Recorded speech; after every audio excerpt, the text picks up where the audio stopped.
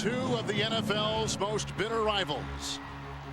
Two of the NFL's most storied franchises.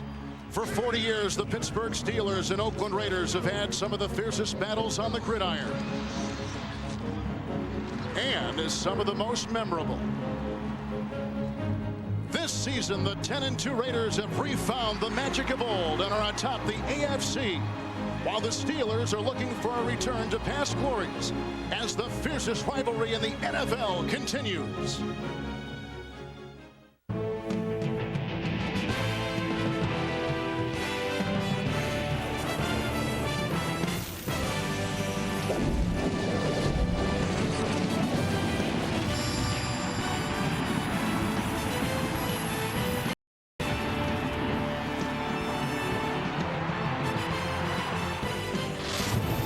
In the history of the NFL, this had been one of the most intense rivalries. 6 postseason matchups, including 3 AFC Championship games. The Raiders, the Steelers, next. Here in the second to last game to be played at Three Rivers Stadium. Raiders and Steelers. The youngest head coach in the NFL is 37-year-old John Gruden of Oakland. And Bill Cowher, the Pittsburgh area native, now in his 9th season. He was the youngest coach ever to win a Super Bowl, go against the Dallas Cowboys. Chris Brown is set to kick off, and his kickoffs have been under scrutiny here in Pittsburgh for their lack of depth. And there is the speed merchant David Dunn, an ex-Pittsburgh Steeler, cut from this team, looking for revenge today. The Raiders have the best record in the AFC. They're the number 3 scoring team in the NFL. They beat Atlanta last week handily, 41-14. And the Steelers beat Cincinnati 48-28, with Cordell Stewart throwing 3 touchdown passes and running in another. The Raiders at 10-2, the Steelers at 6-6, and here we go from sunny but chilly Pittsburgh, Pennsylvania. It's done from the 6. A branch block, another block, and he's brought down by Donnell Thompson at about the 20-yard line for the Pittsburgh Steelers. A return of 20 yards on the play. Here's Rich Gannon, the 7th rated quarterback in the NFL and the favorite, Darrell, among many as the NFL MVP. And the reason he's doing that is his decision making. He's making all the right decisions. He has an uncanny ability to find the open receiver when he scrambles.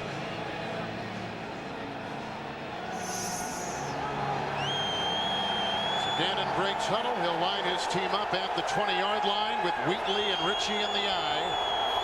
And a first. And the handoff goes to Tyrone Wheatley. Brought down by Levon Kirkland and Earl Holmes. A gain of a couple out near the 22-yard line. The Oakland offense with the #1 rushing ranking in the NFL. 270 yards last week on the ground, with Sims, Wisniewski, Robbins, Collins, and Lincoln Kennedy. Backfield of Wheatley and Ritchie, Brown and Jet, the wide receivers, and the tight end Ricky Dudley. And Tyrone Wheatley and John Ritchie pass protection today against the outside linebackers of the Steelers. 2nd down and 8 from the 22. Wheatley again, the Ritchie block, and he's wrapped up and inhaled by Kimo von Oelhoffen and Aaron Smith in the middle after a gain of 2. Out to the 24.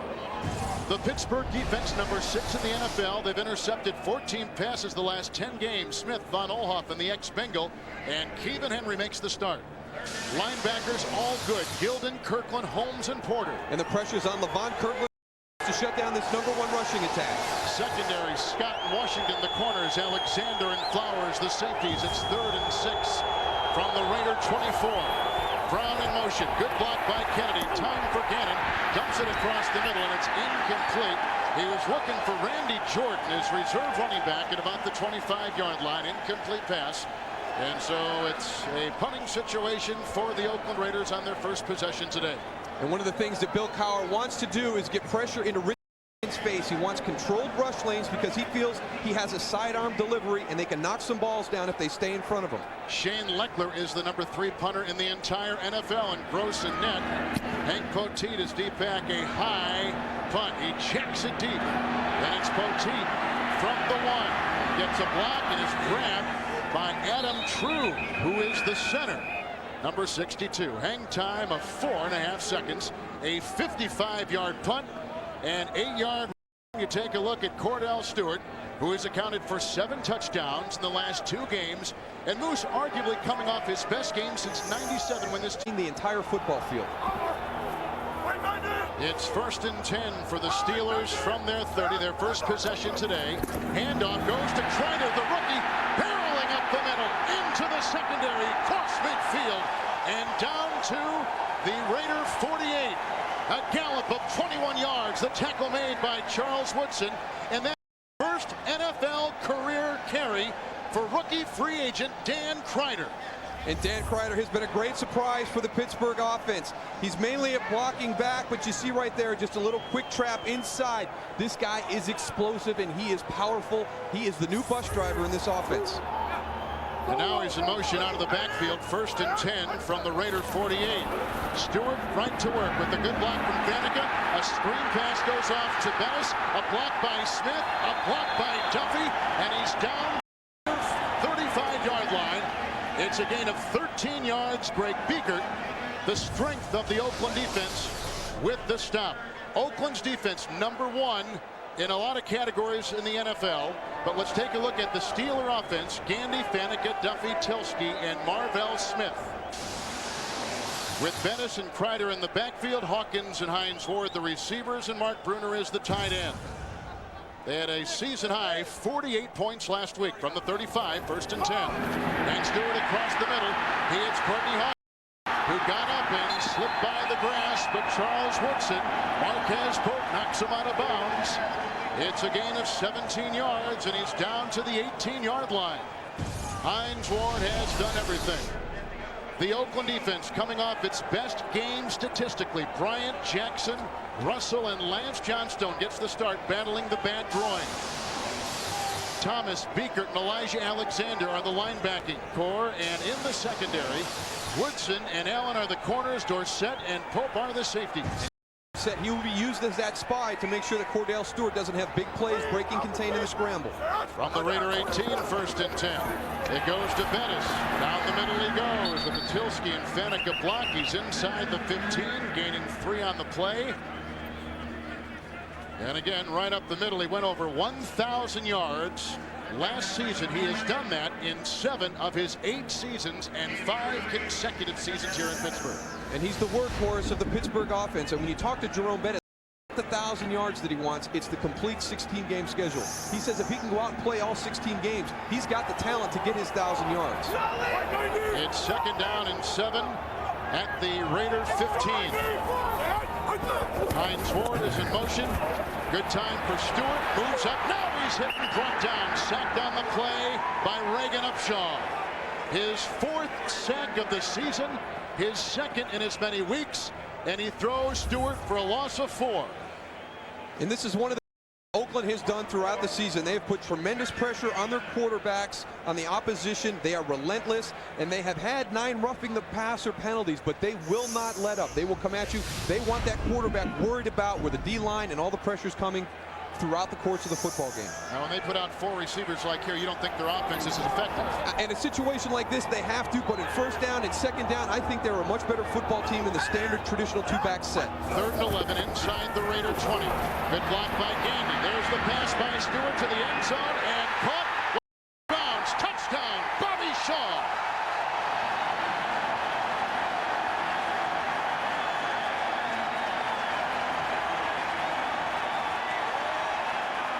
A 19-yard touchdown pass for Pittsburgh on 3rd and 11.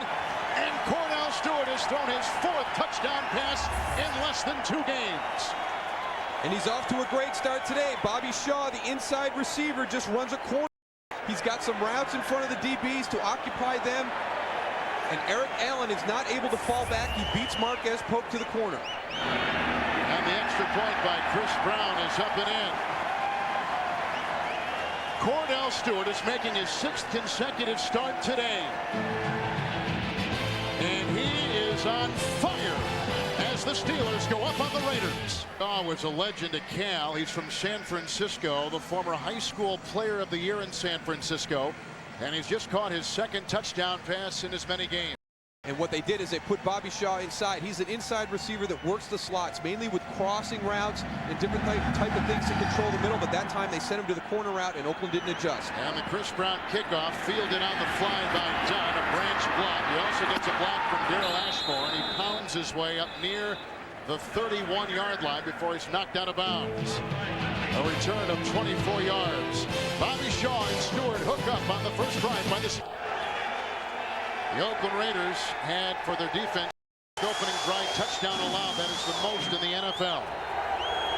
Second possession after going 3 and out from the 32. First and 10. Short drop by Gannon. Looks to his second option. Good blocking by Kennedy. Buying time for Gannon, who has to throw it beyond the reach of Ricky Dudley, who is covered by Chad Scott. It'll be second down and 10. And again, you see what Bill Cowher wants his defensive line to do, and that is to control their rush lanes, get in front of Rich Gannon, don't allow him to escape up the middle of the football field. And if you can't get there, stop, because he's got that sidearm delivery. I feel that they're going to get a chance to knock down quite a few footballs today. Is he your NFL MVP through 13 weeks? I tell you what, he's been impressive, and I think it depends on what the Oakland Raiders do as a football team. Second down and 10 from the Raider 32. The fake to Wheatley, who offers a block, and then the pass is caught by Tim Brown at the 40-yard line, grabbed by Chad Scott. And now Tim Brown has caught at least one pass in 121 consecutive games. He picks up 9 right there. And Tim Brown is of the wide receiver group. He runs everything with precision. Right there, this is just a quick little hook route. It's thrown on time. They're able to deliver the ball before Chad Scott can get there and make a play. Andre Rison is the guy that they are worried about, though. They feel he's the toughest guy to cover. He's got the great feet. 41-yard line for the Hall of Famer to be Brown after the gain of 9. Third down and 1. Couple tight ends. Brown in motion. Handoff to Wheatley. Climbs over defenders. Hurdles to the 46 and has the first down. Brent Alexander and Lee Flowers along with Washington stop him after a gain of 5 and a first down for the Raiders. And some great penetration by the Pittsburgh Steelers. Earl Holmes gets way up into the field. You see Tyrone Wheatley with the great vision, the great balance to be able to bounce that outside. That's what you're doing in short yardage. You know where they're going to attack you because you've watched film. Good adjustment by Tyrone Wheatley. And I assume he's healthy. They say he's the healthiest he's been in about 5 weeks. Miami an early lead on Buffalo, as you see. From the 46, first down and 10 for the Raiders, who punted after their first possession. Gannon back to work. Pump fakes. Good block by the line, including Sims, who now lets Aaron Smith free, but the pass is caught by running back Tyrone Wheatley. It's a gain of 8 on the play. A flag is down, and the ball is marked at the 47-yard line. Tom White is our referee today, and illegal contact. Number 30, defense. The quarterback was in the pocket at the time of the contact. It's a 5-yard penalty. Automatic first down. And that's former first-rounder Chad Scott. That one complete game together. Napoleon Kaufman is in the backfield. It's a first down for the Raiders. First time they've been in Steeler territory at the 49. The pitch out going to Kaufman with a block from Sims, and he's run out of bounds by Lee Flowers at the 48-yard line after a meager gain of 1. Let's send it off to Fifth Avenue, our NFL Today studio. Thank you. Fiedler has that shoulder injury that forced him to miss last week in Indianapolis when Hewitt came in and led him to a win over the Colts. Second down, 9 from the 48. Again, a good block by Kennedy. Time the sidearm pass, and it's caught by Ritchie for a gain of 4 at the 45 and brought down by Holmes. So that'll set up third down and about 6 to go as you take a look at Earl Holmes, who leads the team in tackles for the Pittsburgh Steelers. And Bill Cowher feels bad that he might have overcoached Earl Holmes last week against Cincinnati. Everybody about their struggles against the run the last 2 weeks. And when we talked with Bill Cowher, he said, you know what, I might have talked to him a little bit too much. I took away his aggressive style of play. We'll see if he gets back to the way he was playing a few weeks ago today. Rison is in. Third down and 5 inside the Steeler 45. See their third down conversion rate for the season. Good block by Sims. Gannon throws a pass right through the hands of Andre Rison, which would have been good for a Raider first down. He had no catches last week, shut out against the Falcons. loses a possible first down reception right there. 4th and 5 upcoming. The Raiders punt for a second time.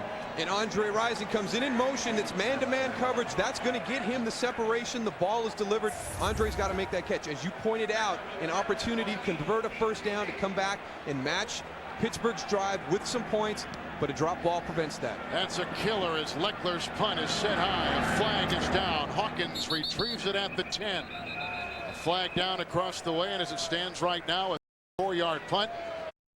To try and help them out a little bit today against the Denver Broncos. They have won both of those meetings this season in their AFC matchup. Another penalty against Pittsburgh.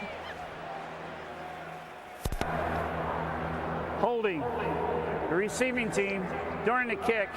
That penalty will be enforced 10 yards. Timeout. First down for a Raider.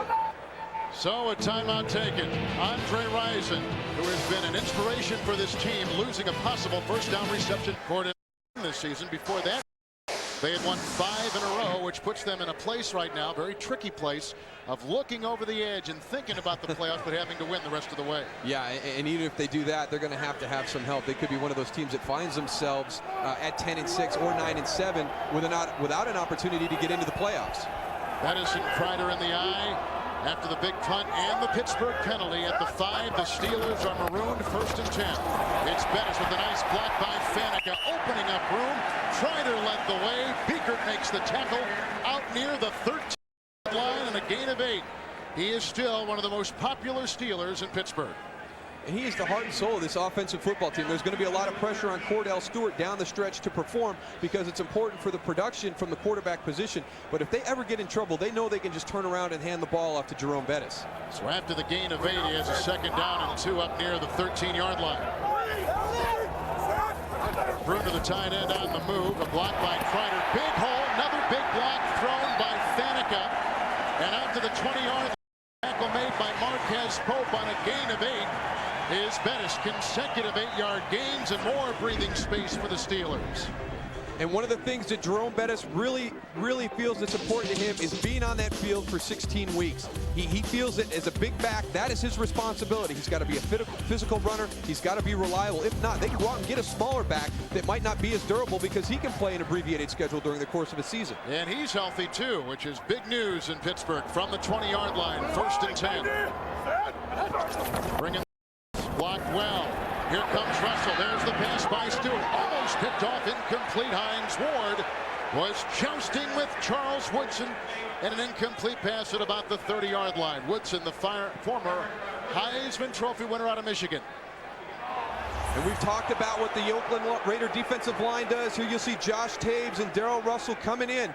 They get some shots, and there it is again. Is it close? Is it roughing the passer? And John Gruden has talked to his players. You have to know when to let off and not hit the quarterback and take the around. They've had 9 called on them this year, the most by anybody in the NFL, and it's a problem that's kind of a fine line because they don't want to take away the aggression. 2nd down and 10 from the 20. Handoff again to Bettis. Wrapped up and brought down nicely on the play by Reagan Upshaw for no gain. Right about the 20-21-yard line. Upshaw had been starting for the injured Lance Johnstone, and those two are interchangeable parts at that end. And they're going to need Lance Johnstone to be healthy down the stretch. He's really their only speed pass rusher, and they've got to have him healthy if they're going to make a run deep into the playoffs. So they're going to sit him down a little bit during the course of today's game and throughout the rest of the season to make sure he's ready to go when the playoffs start. And he is their best pass rusher. By far. 3rd down and 10 just outside the Pittsburgh 20 for the Steelers. A Cordell Stewart touchdown pass, 7-0 Pittsburgh. Great block by Gandy. Time for Stewart. Fires the pass and it's caught. Hines Ward, 36-yard line. He was in a pool of Raider double teams. A 15-yard gain on the play on 3rd and 10 for Hines Ward. Truly their best wide receiver. Well, watch Richard Huntley right here on this chip block. You talked about Wayne Grady's block. Look at that. Boom! That'll slow Reagan Upshaw down on his pass rush, and that's what you have to do when you have an aggressive front. You give them a little chip as you go by and get their attention so they're not trying to race that corner on your tackle. Bettis by himself with a couple tight ends, 37-yard line. It's 1st down and 10 for Stewart. The Steeler offense looks crisp. The fake handoff. Here's the chase by Upshaw and by Russell, and he throws it into oblivion and almost picked off on the play by Eric Allen. Not a smart move by Cordell Stewart. It'll be 2nd down and 10. He had Upshaw and Russell breathing down his back. And this is a play-action pass with a bootleg out to the right. Reagan Upshaw does a good job of maintaining contain, but as you pointed out, Cordell Stewart makes a poor decision. He cannot throw that ball into the middle of the football field. Throw it out of bounds, take away the bad play interception, and go on to the next play. 2nd down and 10 from the 37.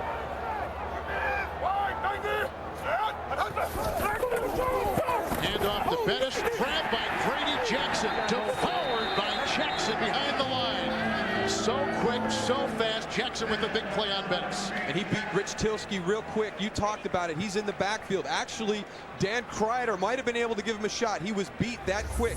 You'll see right here. This is where the matchup's going to be. Beat him immediately. Oh, it's a stunt as he comes around the nose. There you go. A little nose tackle stunt that gets Grady Jackson freed up, working together with Darrell Russell. Dan Kreider's got to see that. He can't run past the opposite color. That's not his man, but block him so you give Jerome Bettis a chance. Raider defense, #1 in the NFL against the run. 3rd and 13, back at the 34 with the loss. Little shovel pass caught by Huntley, grabbed by Torrey James and ridden down. The ex-Denver Bronco, James, with the tackle. There's some of that #1 ranked rush defense of the Raiders. In fact, they're going to force the Steelers to punt. And that's a much different Oakland Raiders defense than we saw on the opening drive. They got back to their aggressive style of play. You saw all the pressure on Cordell Stewart. He didn't have a whole lot of time to throw. On the opening drive, he was able to sit in the pocket. And if you let Cordell Stewart do that, he will beat you. Defensive coordinator Chuck Bresnahan with some tweaking of that defense. Josh Miller will punt. Got a good block from Huntley. Darian Gordon retrieves it back at the 15-yard line. Breaks one tackle of Alexander, chased by Fiala. He is blocked. It's blocked up the sideline by David Dunn, and then races for a good gain. He is averaging this year 7 yards per punt return. He's a career 12 yards per punt return. River Stadium, 2nd to last game being played. Redskins in a couple weeks will be the finale. Then they'll demolish it in February. From the 41, 1st down and 10. Handoff goes to Wheatley with nowhere to run and nowhere to hide. Earl Holmes and Aaron Smith were in there. Stop for the Steeler defense. And only 8 yards and 4 carries today for Wheatley. It'll be 2nd down and about 11.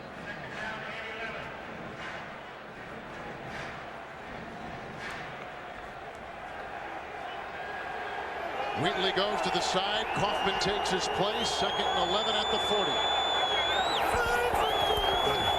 A block by Dudley, but the defense scraping in, and the pass to Kaufman is incomplete across the way. Gill, the great linebacker, was trailing that speedy Napoleon Kaufman. Incomplete pass. Gannon is a meager 2 of 6 throwing today. Playing like a football team that wants to have home field advantage. 3rd and 11 at the 40-yard line. Gannon winds up, throws to the side.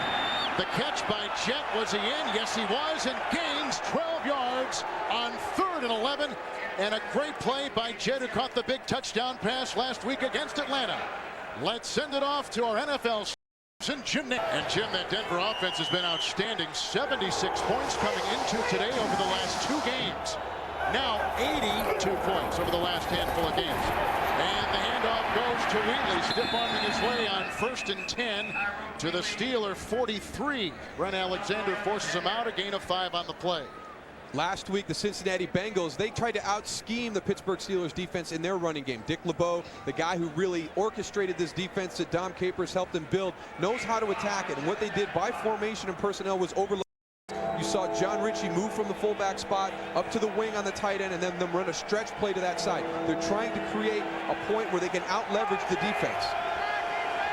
2nd down and 5 from the Steeler 43.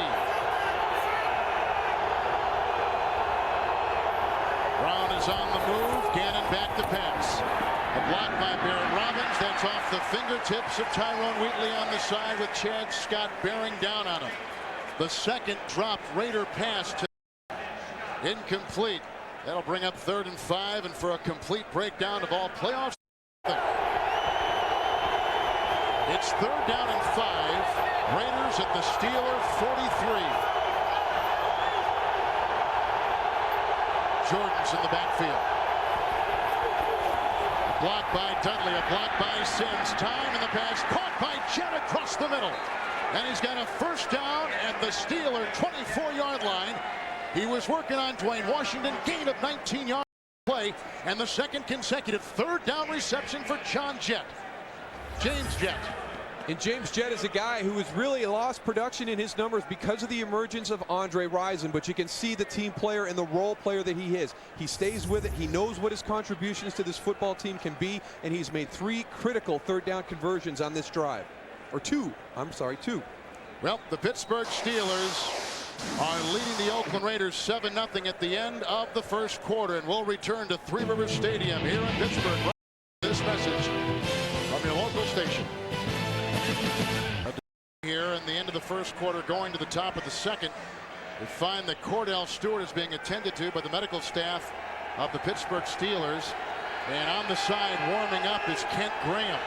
We begin the second quarter with the 7th play of the Oakland drive, by far their best of the day, from the 24. Handoff goes to Wheatley and brought down by Levon Kirkland and Kevin Henry and Kimo von Oelhoffen and Earl Holmes on a gain of about 2 yards on the play. Second down and about 8 from the 22. And right now the Oakland Raiders don't have great numbers in their running game, but they're one of 3 teams that has run the ball more than they have thrown the football. John Gruden will commit to the running game, and he will stay with it because the passing game is built off their success or their attempt at success in the running game. So second down and 8 from the 22. Good block by Sims. Off to Wheatley, and again an incomplete pass to running back Tyrone Wheatley, who comes into today with 20 receptions, but twice they've gone to him and twice he couldn't snare it. Incomplete pass, 3rd and 8. Well, the first one, I think he heard some footsteps coming. He had Chad Scott and Earl Holmes, and he kind of short-armed that one a little bit. But that one, the last one there, they're just out of sync. They're not on tune the way they have been in the past. When we've seen Rich Gannon get into trouble and move and scramble, everybody seems to be on the same page. Today they're misfiring a little bit in those situations. James at the top of your screen. He's had 2 big third down receptions on this drive. 3rd and 8 from the Steeler 22. A block by Sims and Wisniewski. A wobbly pass is incomplete down the middle. I don't know if that was deflected at the line, but was very un-Gannon-like. An incomplete pass. Joey Porter may have been coming up in the face of Gannon. It's 4th down and 8, and they'll have to settle for 3, and Pittsburgh's defense does their job. Good to let the numbers that they've had happen to him over the last 2 weeks happen. Holding will be Leckler. Drive by Sebastian Janikowski. The Adam True snap, and the kick is up, and the Raiders are on the board. A long drive. Some big third downs converted by receiver James Jett, and the 40-yard field goal by Janikowski. Raiders are off to their best start since 1976. They're 10-2 coming into today. Sebastian Janikowski just nailed a 40-yard field goal, and it's 7-3 on a Cordell Stewart touchdown pass. Here's Hank Poteet at the 5-yard line. Block from Blackwell, and he's out past the 25 and doused at the 27-yard line by Eric Johnson. 23 from the 27-yard line. Graham, the new quarterback. He was the season starter, by the way.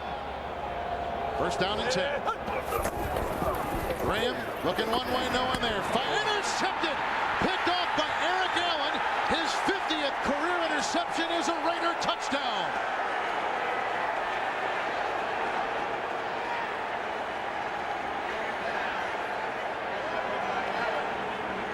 Graham's first interception of the season.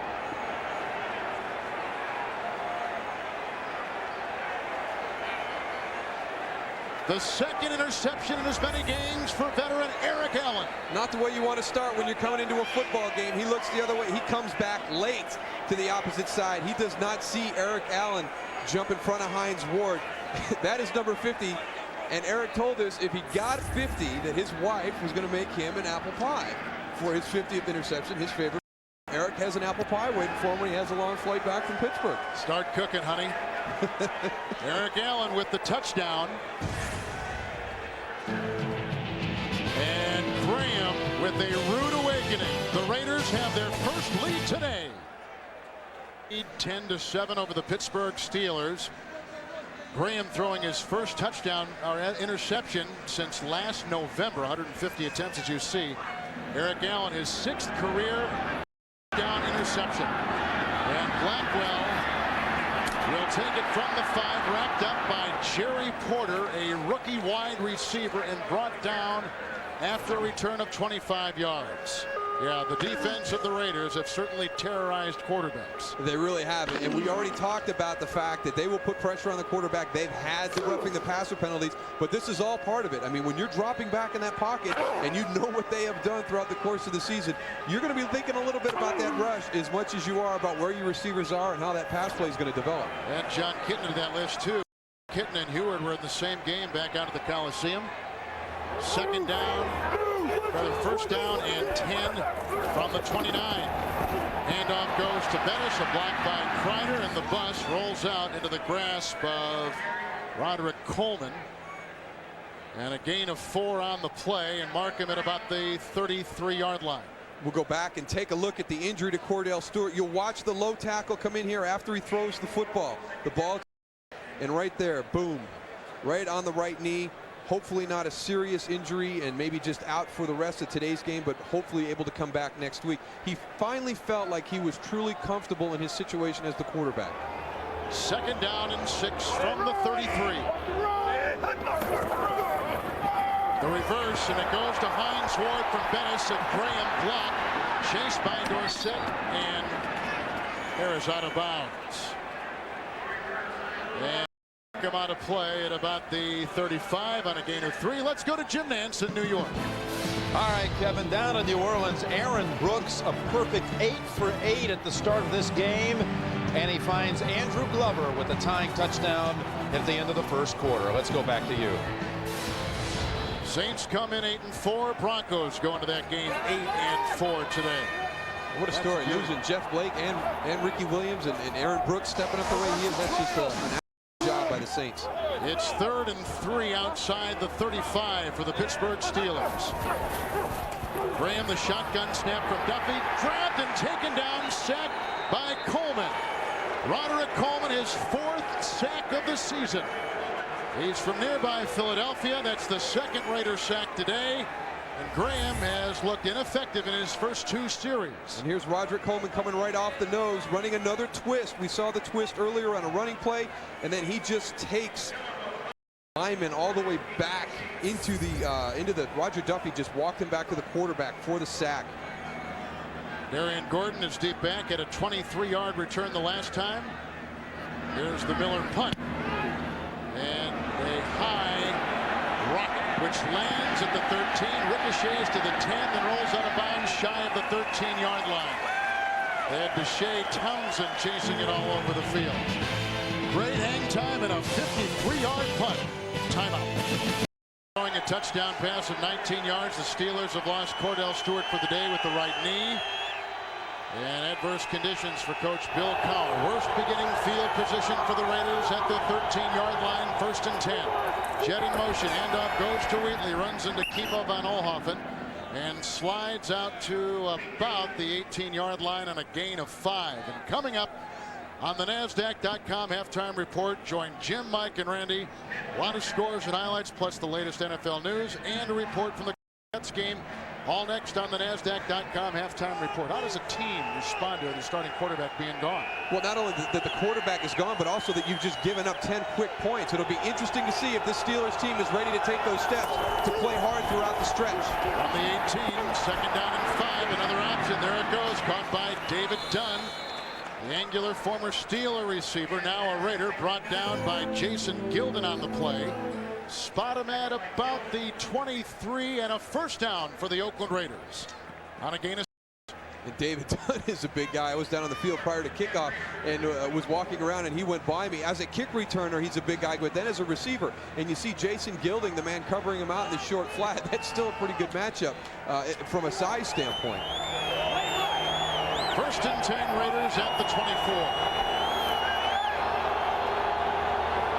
Brown on the move, the Barrett Robbins center, the handoff to Wheatley, plowing up the middle, got a block from Kennedy, rolls over Alexander, brought down in the secondary by Dwayne Washington.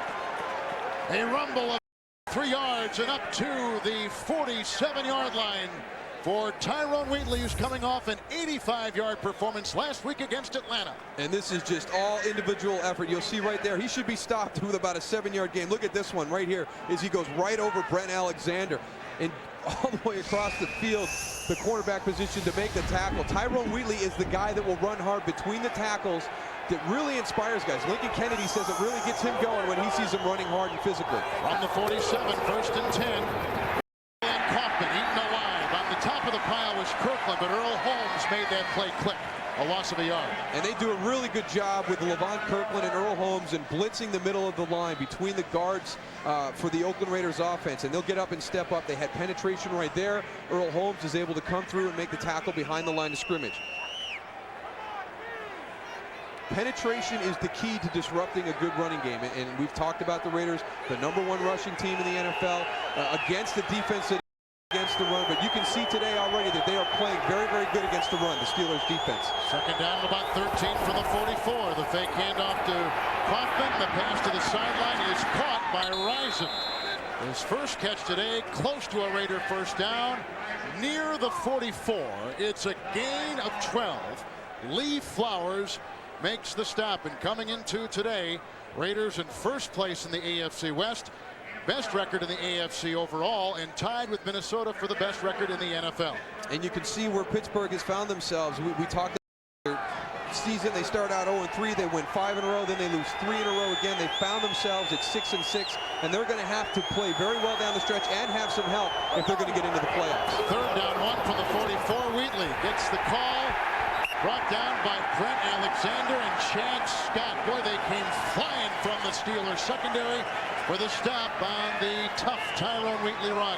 Well, a lot of people will talk about the way that the corners for the Pittsburgh Steelers, Dwayne Washington and Chad Scott, have played in pass coverage, but they are excellent run support players too.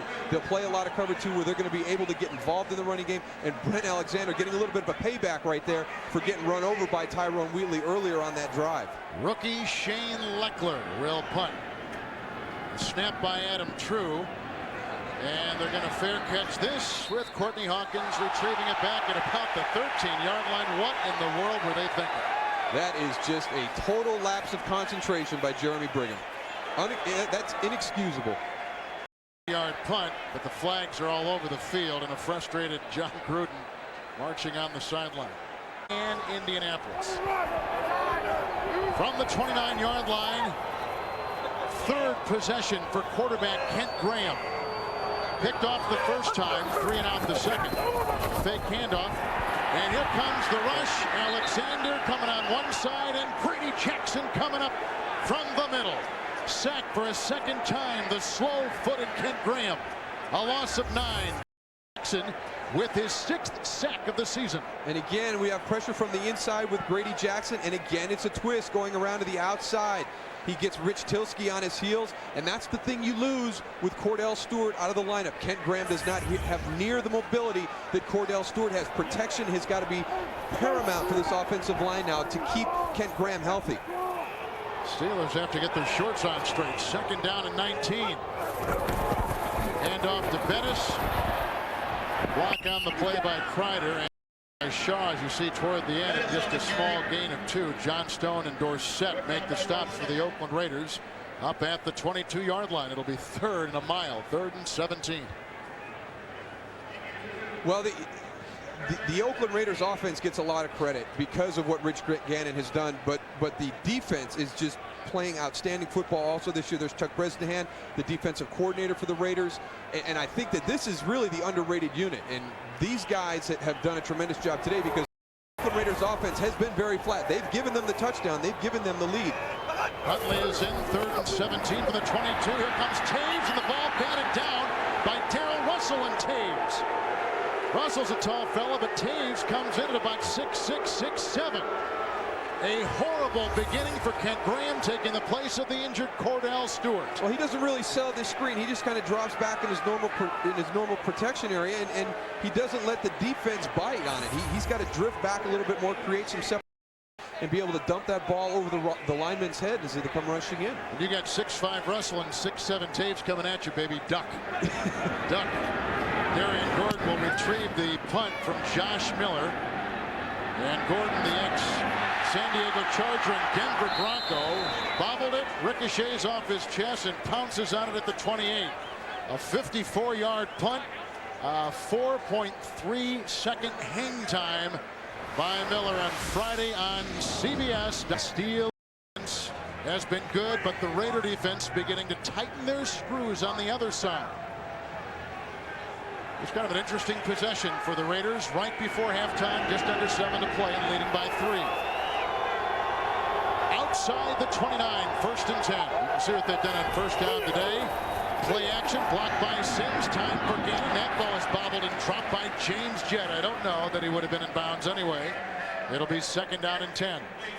Well, it seems like James Jett is going to be the featured guy this year, and you can look at what Rich Gannon has done. He's going to be looking for him throughout the course of the afternoon. Look at the progression he's had and where he will be this year. The last 2 seasons with the Oakland Raiders in John Gruden's kind of West Coast style offense, but the one thing that they've thrown into a twist with that is they've got an excellent running game. So it gives him the opportunity to have defenses be wary of that running game and able to get the ball down the field. Gruden looking at his plays. 2nd down and 10 from the 29. Handoff goes to the slippery Kaufman, who loves to run on carpet. Got by Keevan, and then Flowers runs him out of bounds at about the 31-32-yard line for a gain of roughly 3. We keep talking about James Jett. There was some hesitation. People aren't going to. We were talking about the former punter John Jett before the game. I don't even know why we were talking about it, but sure enough we were, and his name is on our minds today. It is embedded in our minds right now. And Napoleon Kaufman, he's a guy that I think today can have a big day because he's a lot like Fred Taylor and shredded this defense just a couple weeks ago for 234 yards. So look for Napoleon Kaufman to be a bigger player in the running game today. From the 31, 3rd and a long 7. Good block by Sims. Kennedy finally gets his block. There goes the scrambling Rich Gannon.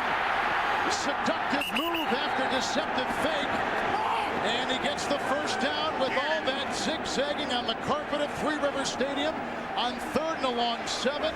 He scrambles for 10 and gets the Raiders a much needed 1st down. And you want to talk about a play that will just spirit of a defense. Jason Gilden has got him right there. Lincoln Kennedy just lays on top of him, rolls over, keeps him down, but then he's scrambling, and this is where Rich Gannon is at his most dangerous because he has a great idea of where the line of scrimmage is. When the coverage moves up, he will dump the ball over the heads to open wide receivers. 2nd most rushing yards in the NFL behind McNabb over at Philadelphia from the 41, 1st and 10. Fake end around. It's a tackle by Keevan Henry on Kaufman, or rather on Wheatley, and a loose ball. They say a fumble, and Flowers jumps on it. Turnover by the Oakland Raiders.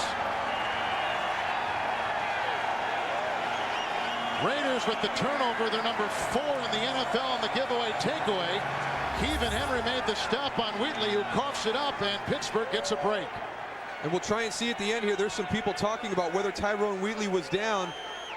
Cannot really see right there. We'll see if we'll get it from this angle right here. Keevan Henry has him wrapped up, and he looks like he could be down. John Gruden gets an opportunity to review this. Alexander may have knocked the ball away, but looks like his left knee might have been on the ground. Oakland has challenged the ruling on the field that this is not a fumble. All right, sell me your point again. All right. Give me the sell. The ball is loose. The knee is not down. That was a little bit faster than I'd like to see it, but it should be. Well, let's see what time this is. The ruling on the field stands. This is a fumble. The ball was loose prior to his knee touching the ground. The 1st down for Pittsburgh. Well done, Kevin Harlan. Is charged a timeout. And now, for only the 11th time, a drive will start in Raider territory. That is the fewest in the league. That's exactly where the Steelers find themselves now, inside the Raider 45. And that's a credit to the Oakland Raiders offense. They do not give the ball away. They're very disciplined in that. Another one of those things that Gruden has brought to this organization. You know, that professionalism we talked about at the top, the attention to detail, the little things, and one of those things is ball security and protecting the football, and that is why people haven't had the opportunity to start with a short field. 44-yard line. Graham has been ineffective in his previous series. 1st and 10. Stewart out with a sprained knee for the game. He's gone. And a handoff goes to the first back through, and that is rookie Dan Kreider, who has played this season without any carries until the first carry of the season of his career. For the game, Kreider rambled 22 yards. And he's got to be kind of bummed out because his average just came down tremendously. Right? He went 1 for 21, and now he's 2 for 23. So he's down to like 11.5 yards per carry. Second down and 9 inside the 43. There's a handoff with a nice block by the tight end Bruner. The tackle made by Pope, and Bennis shimmies near the 36-yard line on a gain of 6. Let's go back and see what Tyrone Wheatley thought about that call. He doesn't like it. He gives it a little pie face. He had missed a couple games because of sprained ankles. Yes. Not ankle, but ankles. Yeah, we had the Kansas City game several weeks ago, and he came into that game less than 100% and re-sprained another ankle, or re-sprained the same ankle that day. Third down and 2 from the Raider 36 for Pittsburgh. And Bettis again. No place to run here. Hit once by Reagan. Upshot tackle by Beekert. And no place to go right there. Beekert has been sensational this season, and like we said before, the strength of the defense. That play was made by William Thomas, though, on the outside with pressure from the outside, stuffing the run, and then Greg Beekert coming in from the inside to make the play. They have a very good group of linebackers with the Oakland Raiders. A lot of the attention will go to the defensive line because of what they have done to the opposition's quarterback, but Elijah Alexander, Greg Beekert, William Thomas, a very good linebackers also. Fourth straight drive without a first down for the Pittsburgh Steelers. Miller will try to pooch punt this, although Darian Gordon is back, and he'll catch it. Fair caught back at the 12-yard line, 26-yard punt. Miller does his job. And Monday on CBS begins Pittsburgh and Bill Cowher with all 3. Fake end around, Wheatley again. Tied up and brought down in the middle as he nudges his way near the 15 on a gain of 1. Bottom of the pile, Levon Kirkland, second down. And a lot of people watching the game are wondering what this Tim Brown coming in motion or James Jett coming in motion, the fake reverse, why are they doing that? What they're doing that is to hold the backside contained so he can't fall into the play. And as soon as John Gruden sees that guy getting careless and starting to move down to the inside and not respecting that, they will hand that ball off to the wide receiver on the reverse. Second down 9 from the 15. The going once to Brown. There's the second reception and the second pass to Brown today. Up near the 20-yard line, close to a Raider first down. And a host of Steelers are there, like Kevin Henry and Earl Holmes. And Tim Brown is a guy that just does all the little things for you. He just turns it on a little short route, gets you the yardage to put you in a position to convert on 3rd and short. And when you talk to Dwayne Washington, you talk to Chad Scott, what they call him is the technician. He's the guy that is going to be precise in his routes. He's going to be there for Rich Gannon. He's going to be his go-to guy in critical situations. Approaching the 2-minute warning. They got to get the play off before the 2. Third down 1 from the 22. It's Wheatley with the block on the play from Ritchie, and a first down, a gain of 3 up to the 25, which takes us to the 2-minute warning. Earl Holmes and Levon Kirkland with the stops. 2-minute warning. Eric Allen's interception returns for a touchdown. The big play for the Ravens. Is out after a 19-yard touchdown pass. Sprained his right knee. Kevin Harlan alongside Daryl Moose Johnston. Defense has been the calling card today for both teams. On both sides, the Pittsburgh defense has come out and shut down the NFL's #1 rushing game, but the Oakland defense has knocked out another quarterback and scored the touchdown for the Oakland Raiders today. First down and 10 at the 25. 2-minute warning. 3 timeouts for Pittsburgh, 2 for Oakland, and the pass is bobbled and incomplete as they went for Jerry Porter, who is a rookie from West Virginia. He's only caught 1 pass all season, inactive the last 3 weeks, and missing right there. Second down and 10.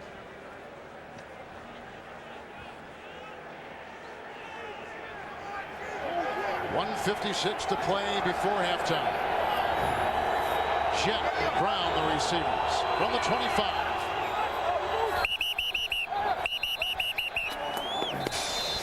Flags are down, as you can see. It looked like Gannon wanted to change the play.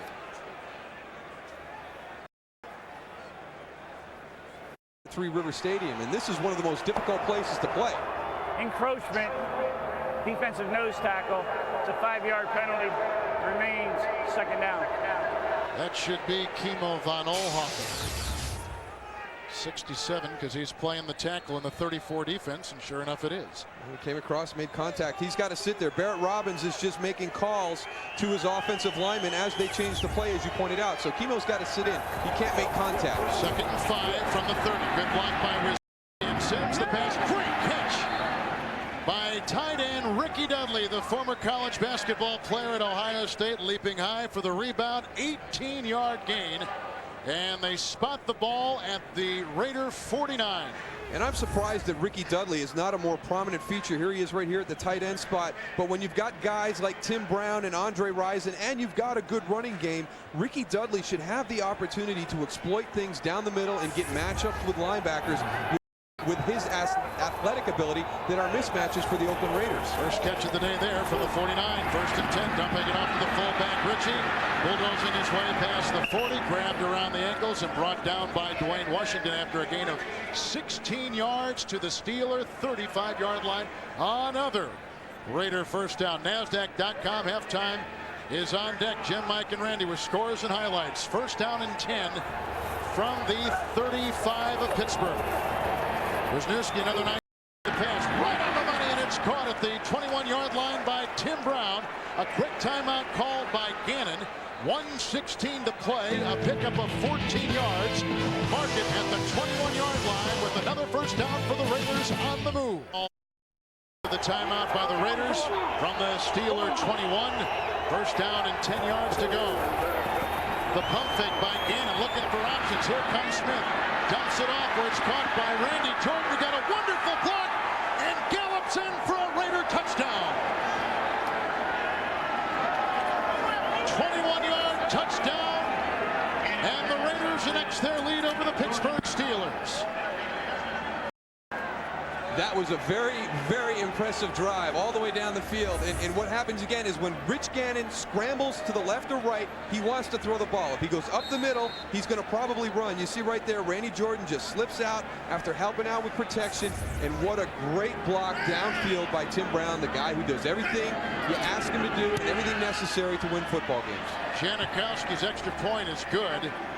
And Jordan with his 2nd career touchdown. The first this year on that drive at their 13 with 3:25 left. The touchdown pass by the quarterback Gannon, his 20th of the season. You can see Randy Jordan right there just helping out. Then he sees Rich in trouble. He just breaks out, and we'll see if we can pick up Tim Brown's block down here. There's Tim Brown right there on Chad Scott. What a great block. That's what you have to have downfield if you're going to have long touchdowns or long plays. And the kickoff with a high picked up by Will Blackwell. And the kick by Janikowski, chased by Brooks, chased by Dunn, and ridden out of bounds by Travian Smith. Oh, and they're howling now for the Raiders. They are playing inspired football. It didn't begin that way because Pittsburgh looked great, and look how great Miami looks over in the backfield, and 4 receivers deployed by Graham. Blocked by Marvell Smith. Here comes the rush. Brought down by Reagan Upshaw. Another sack for Upshaw, his 5th of the season, and the Raiders as a defense today have authored 4 sacks. They are all over the Steeler offense. And watch Richard Huntley again on Reagan Upshaw. He goes to hit him. He knocks him off to the point where his tackle overplays him. So there's a fine line there. You want to help out, but you don't want to take the guy off your tackle. 2nd down, 16 with the pass caught by Bobby Shaw, who caught the touchdown earlier. Clock continues to tick. Steelers with 3 timeouts, but the clock is running at the 18-yard line, and now play is stopped. And has a timeout been called? I would assume it has. Blocker. I would run the ball right here and hope that the clock runs out. Now 3rd down and about 9 with the movement of the ball. Was it the 18? We just saw him move it up to the 20. Please reset the game clock to 13 seconds. And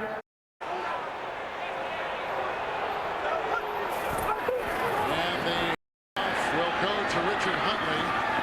to wind out the clock, and is brought down by Marquez Pope. And that is Pittsburgh's first down since 4 minutes left in the first quarter, as the boos cascade from the upper decks here at Three Rivers Stadium. Raiders lead it 17-7. Coming up next, the NASDAQ.com halftime report after this message from your local station. Catch him on the sideline, and he has his helmet, the jacket is off, and he was warming up with one of the receivers. I don't know what to think now. So we don't know, because what we heard when the injury happened, that he was going to be out for the remainder of the game, and you'll see here on the hit as he goes back to throw, he comes in, he gets submarine down low. Now they told us it was a right knee sprain. We're assuming this was the hit, so hopefully this is not as bad, and we're hearing now that he's going to give it a shot as the second. And they're going to need him in there. They really did not do a whole lot offensively when Kent Grand came in there. Supposedly, or initially, had put him out of the game. Well, have you had that before? Can they just wrap up your knee and make it close to as good as new? Well, it depends on how bad the sprain is and where the sprain has occurred. But, you know, with a guy who's as mobile as Cordell, it's going to be interesting to see. On a bounce, Poteet from the 1-yard line is driven down. Randy Jordan along with Jerry Porter, that wide receiver, were all over him.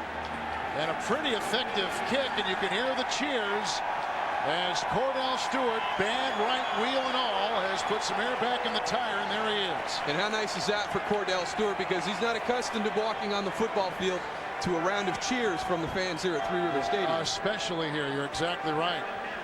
He's been maligned, but here he is. He's coming off perhaps his most effective game since '97. And last week he threw touchdown passes against the Cincinnati Bengals.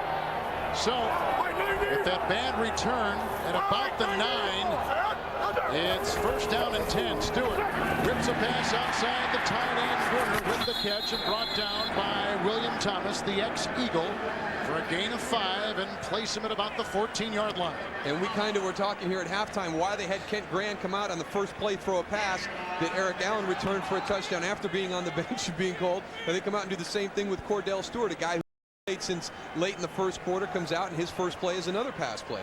2 tight ends. That was the first catch, by the way, moments ago by a Steeler tight end today. Second down and 5 near the 14. It's Bettis with a block and a tackle by Grady Jackson. Devours him up near the 20, and a Pittsburgh first down. Jackson with the tackle, gain of 6. And going back and watching the Oakland Raiders versus the New Orleans Saints exposed the interior of their defensive line with quick trap plays. We remember what Dan Kreider did in the first half. The game, a 21-yard gain. Later, another medium-sized gain. There, Jerome Bettis, all that same play, that same quick inside trap that was effective by the New Orleans Saints against the Raiders defense. Good point. First down and 10. Up near the 20-yard line for Stewart, back in the game, hobbled though he may be. Here comes the rush by Beaker, chasing Stewart from behind. He gets him. 5 Oakland sacks today. Beaker with his second season sack, his second in 2 weeks. He had one last week against Atlanta. You could see by Cordell Stewart's reaction that he is not 100%. He's not moving as well as he could be. So for him to be out there, you know, that says a lot to me. You know, he was supposed to be out for the remainder of the game. His team struggled while he was out. He's decided to give it a shot. But you could see right there that that is not the same Cordell Stewart that started this football game. Second down and 16 with the sack. Mark it back at the 14-yard line. Play 1, timeout quickly called by Stewart. Timeout. 2 left for the Steelers. He saw something he did not like.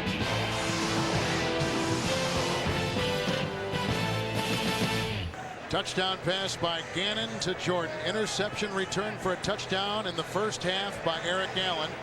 The first half, which saw Cordell Stewart throw a touchdown pass, get knocked out of the game. Now a heavily bandaged right knee is giving it a try. Second down and 16 at the 14-yard line. Deploying 4 receivers. Stewart with Russell coming up the middle. Pocket crumbles, fumble, reeled in by Stewart. Gets away from Beaker, running up with the block from Huntley. Oh my gosh, what a run! Houdini is alive, an 18-yard run. Woodson made the tackle.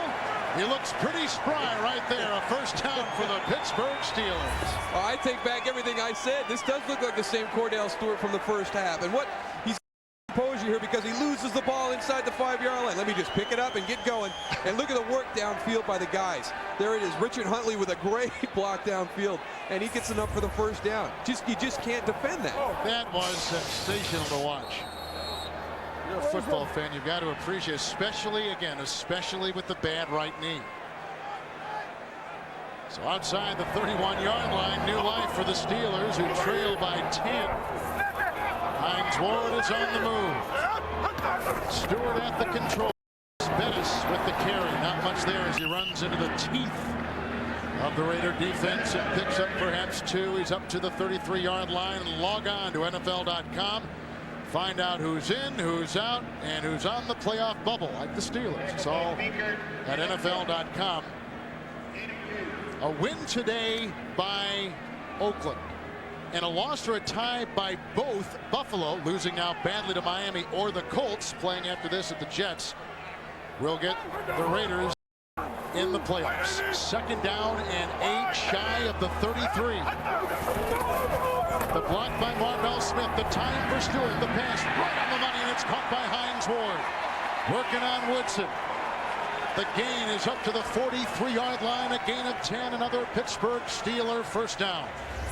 And this goes back to Cordell Stewart being truly comfortable with his position as a starter, having the opportunity to come back, and Hines Ward is his go-to guy. He's been their playmaker in the passing game. And Charles Woodson there, that's going to be a tough matchup all day. He is the one guy that they have got to get out of their passing game and force Bobby Shaw and Troy Edwards to step up and make plays. 7th play of the drive, 43-yard line, Pittsburgh. First down and 10. Good time again for Stewart. Here comes Reagan Upshaw. That pass had to sail out of bounds. Upshaw again was all. Upshaw's had 2 sacks today. He has been on fire. And we talked about Lance Johnstone being a guy that they want to sit down to make sure he's healthy. Reagan Upshaw is the guy playing his spot. Pointed out, he has been the guy that has consistently been back in the quarterback's pocket all day long. He has been disruptive throughout the course of the football game today, putting pressure on Cordell Stewart and Kent Graham. Is that Wayne Gandy struggling at that left tackle? It's got to be. Well, I think he's just not ready for Reagan's speed. You know, they talked to us that Lance was the true speed rusher. He's using a lot of quickness instead of using that bull rush to try and run him over. 2nd and 10 from the 43. Bettis again. There's a block by Flanagan. A huge hole for the bus. Driving inside the 45-yard line of the Raiders. Down at the 44. Tackle made by Pope. It's a gain of 13 yards for Jerome Bettis. And you can see the difference in just the emotion of this offense, because now Jerome Bettis is going to have Cordell Stewart in there. Rich Tilsky pulls and kicks out William Thomas. A nice job there. And if you get Jerome Bettis with squared shoulders heading downfield, Marcus Pope better be ready, because he is going to get pumped up. He is a guy that wants to carry this offense on his shoulders. Inside the Raider 45. First down and 10 to go for the Pittsburgh Steelers. Hand off to Bettis.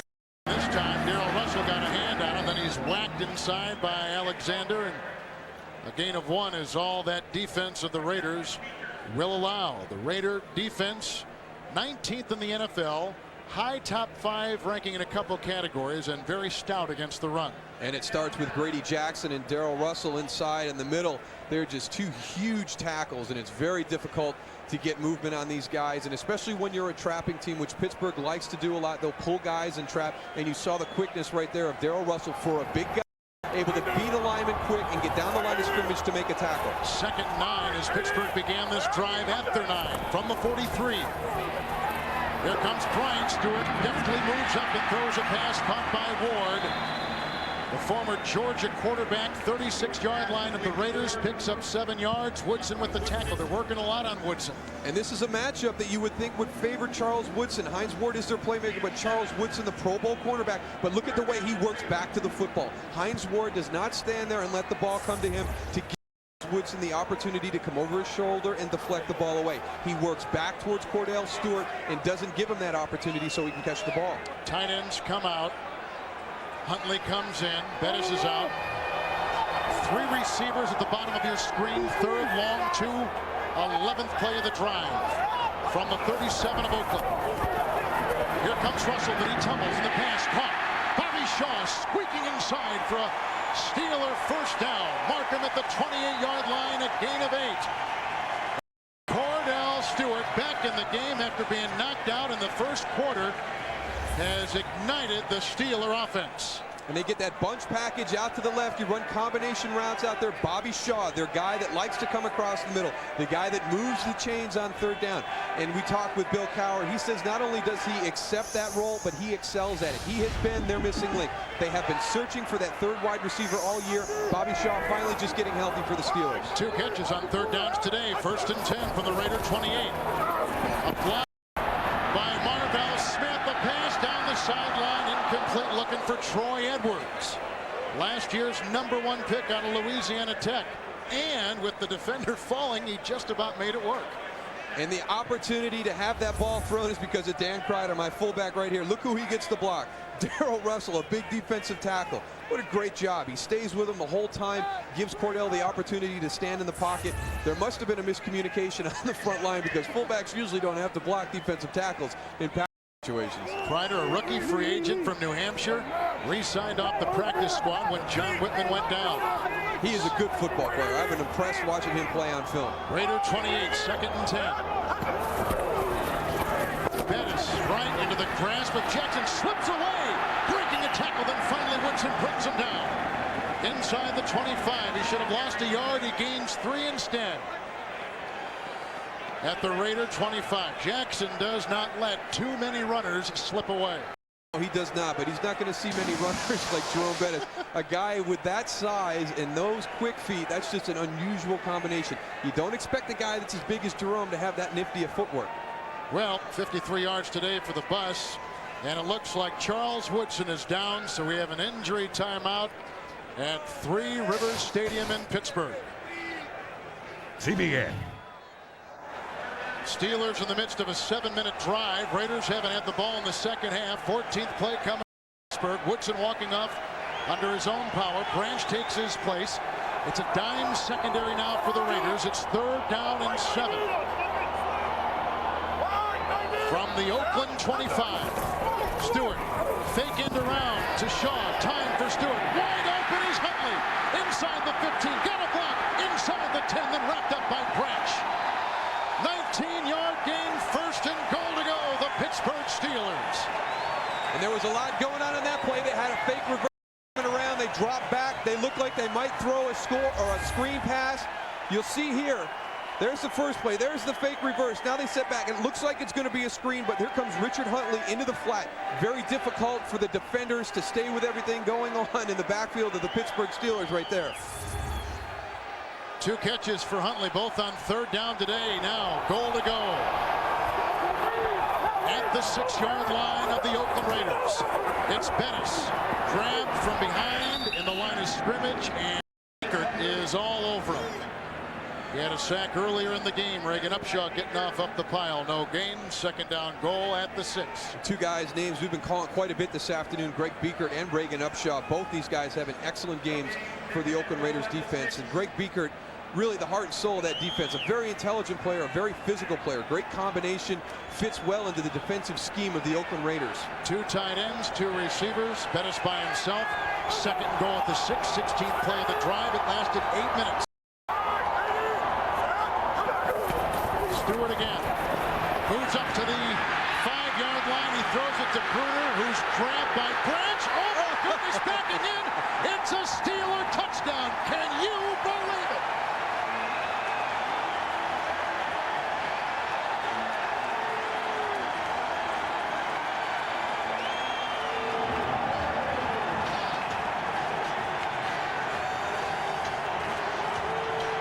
Stewart throws in touchdown pass today. This is just an unbelievable effort by Mark Bruner. He comes back to the ball. Right, there's the 2-yard line. He's all the way back to the 4.5. He does not give up. Calvin Branch cannot get him to the ground. What an incredible individual effort by Mark Bruner. The Chris Brown extra point is up and in. Bruner, who had gone 2 years without catching a touchdown pass until last week in Cincinnati, catches another one today against the Raiders. New game at 3 Rivers. We're late in the 3rd at 17-14 Oakland. Now Stewart's return has gotten this capacity crowd into a frenzy with a spectacular drive. A 3-point lead now for Oakland, and the subsequent kickoff by Brown. It's David Dunn, who returned one last week for 88 yards, racing up the middle, grabbed on the play and nailed. Hit by Jason Simmons and Hank Poteet in a 25-yard return. Steelers showing life. Let's see how the best team in the AFC responds. Well, whenever the Goodyear blimp is hovering above a game with its camera focused on an event, you know you're going to get a unique view. And overhead today is the blimp Spirit of Goodyear. Thank you, gentlemen, for the wonderful scenics here in gorgeous Pittsburgh. From the 32, 1st and 10. We should reacquaint ourselves with the Oakland offense. It's Wheatley running into his own blocker, Mo Collins, and then wrapped up by Alexander and Gilden and Von Oelhoffen for 3 near the 35-yard line. It's been a long time since we've seen Gannon and crew. And really, you take into account the halftime that they spend in the locker room and then the opening drive by the Pittsburgh Steelers over 9 minutes. So this Oakland offense has not been on the field. They have not been active for quite a while. And we'll see how they respond. You brought up the point. The first part of the game started like this with Pittsburgh being very emotional. They're back at that level right now. 2nd down and 7 from the 35. Blocked by Sims. Time for game. Ball's deflected, and on the Karen Brown trying to dive. Jousting with Alexander. Incomplete pass. 3rd down and 7. And John Gruden, or Bill Cowher, really felt that he could do this to Rich Gannon. If his guys could get up in the passing lanes, get their arms up, he felt that they could tip some footballs. With the controlled rush, you'll see some stunts going on within the defensive line, but nobody getting out of position. Kevin Henry, I believe, got a hand on it.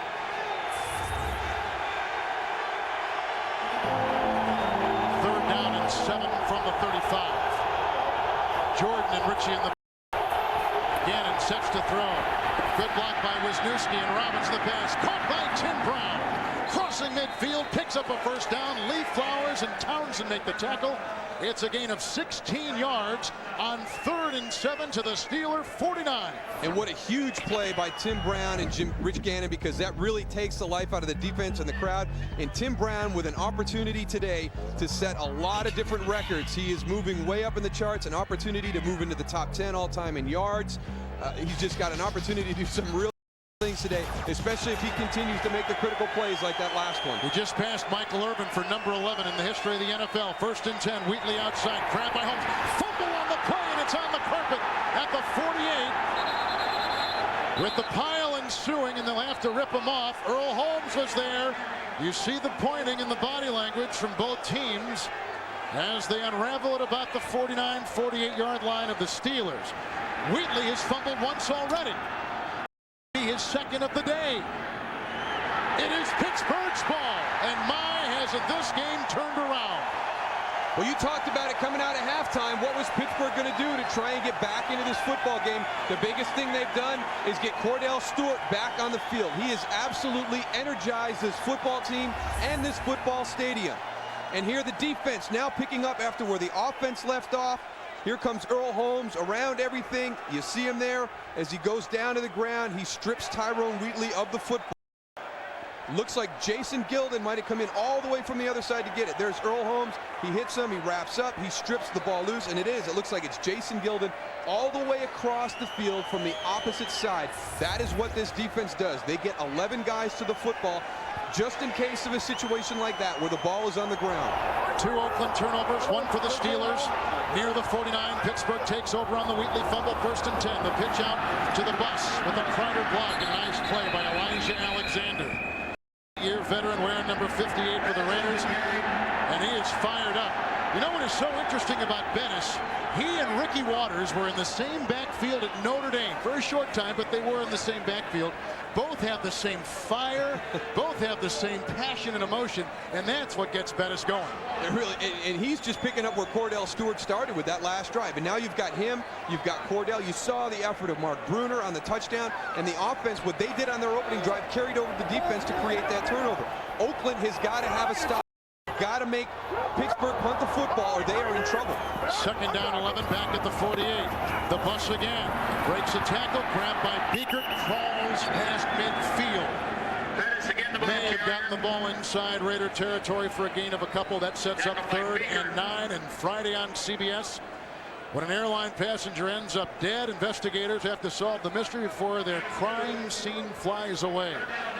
Check out an all-new CSI Crime Scene Investigation Friday on CBS. Kevin Harlan moves from Three Rivers in Pittsburgh. Cordell Stewart knocked out in the first half, playing Lazarus in the second. 3rd down and 9. He's already thrown a touchdown pass since coming back from the injury. Here comes Johnstone. Here comes Bryant. The pass flutters incomplete. They were crushing the pocket, and down went Stewart with all kinds of pressure. Bryant was there, but the sides were pinching in. It's 4th and 9, and the Steelers can't cash in on the Oakland fumble. And when you talk to people about Cordell, what do you see that's different with him is the fact that he stays in the pocket, and he stays in the pocket right there until the last possible second. Grady Jackson with a big hit on him, but he's not looking to run the football anymore. He used to drop back when everything broke down or his first progression was not open. He would break contain and try and run with the football. He's now standing in there and delivering. Josh Miller at the Pittsburgh punt. Darian Gordon stands by and ready at about the 11-yard line. Waves off the ball, landing inside the 5. Townsend knocks it back in. That should be a live ball, and it should be down by Jason Simmons. And now they're saying the Raiders may have touched it, and it's Pittsburgh's ball.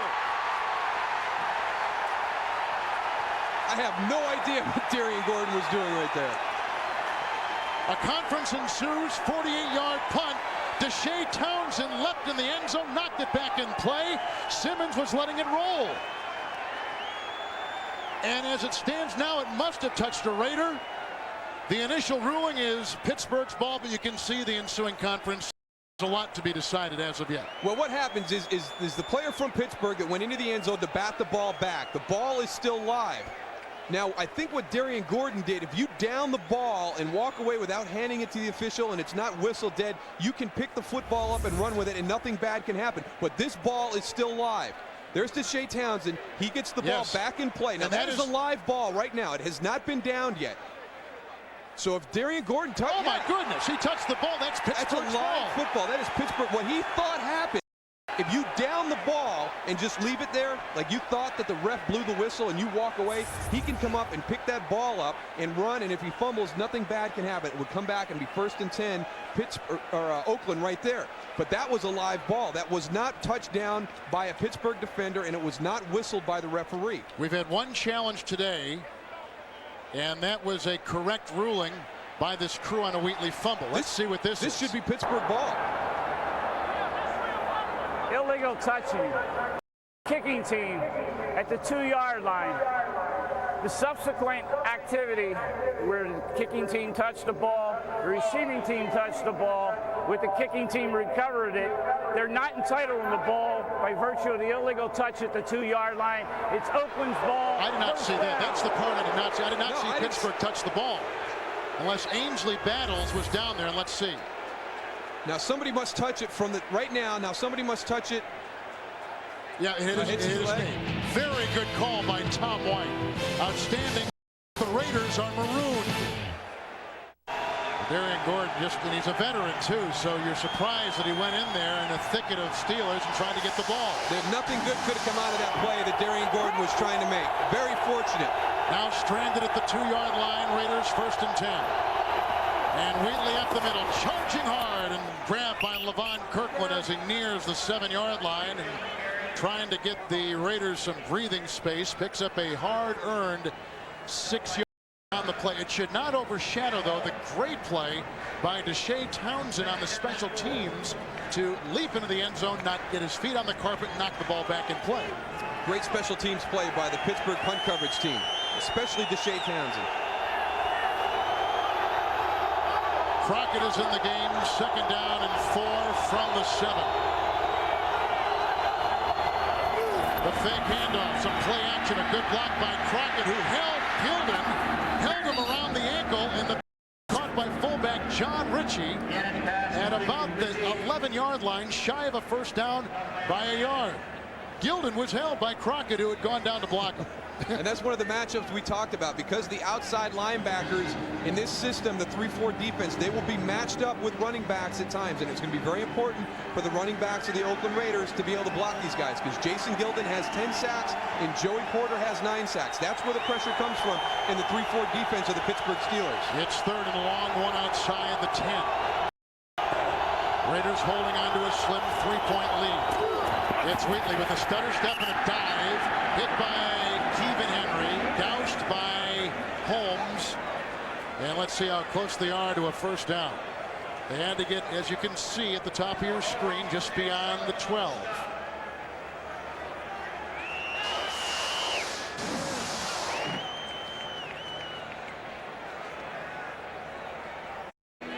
And 16 plays and a touchdown pass, which Pittsburgh back in this game against first place Oakland with the ball now and shy of a first down. The Raiders come in first place in the AFC West, the best record overall in the AFC, and tied with Minnesota for the best record in the NFL. If they win today and both Buffalo and the Colts lose, then the Oakland Raiders will be in the playoffs with a 10-2 record coming in today. Pittsburgh at 6-6. You can see they didn't get the first down, so they've got a punt. Kind of an ebb and flow game filled with emotion where one team gets it and then loses it. The other team picks it up for a while. Then the defense will make a big stop. The other team's offense will get emotional lift again, and it's flowed back and forth. Right now, Pittsburgh has really claimed all the emotion in this football game with the emergence of Cordell Stewart coming back out to start the second half. Leckler to punt as they set up the return. Poteet is back at about his 40-yard line. Circles with the catch at the 40. Got a great block. Finds a track up the middle. Spinning and brought down by Jerry Porter, the rookie receiver at the Oakland 48. A 49-yard punt. A 13-yard return by Hank Poteet, a rookie from Pitt. And you can see the Raiders coming in at 10-2.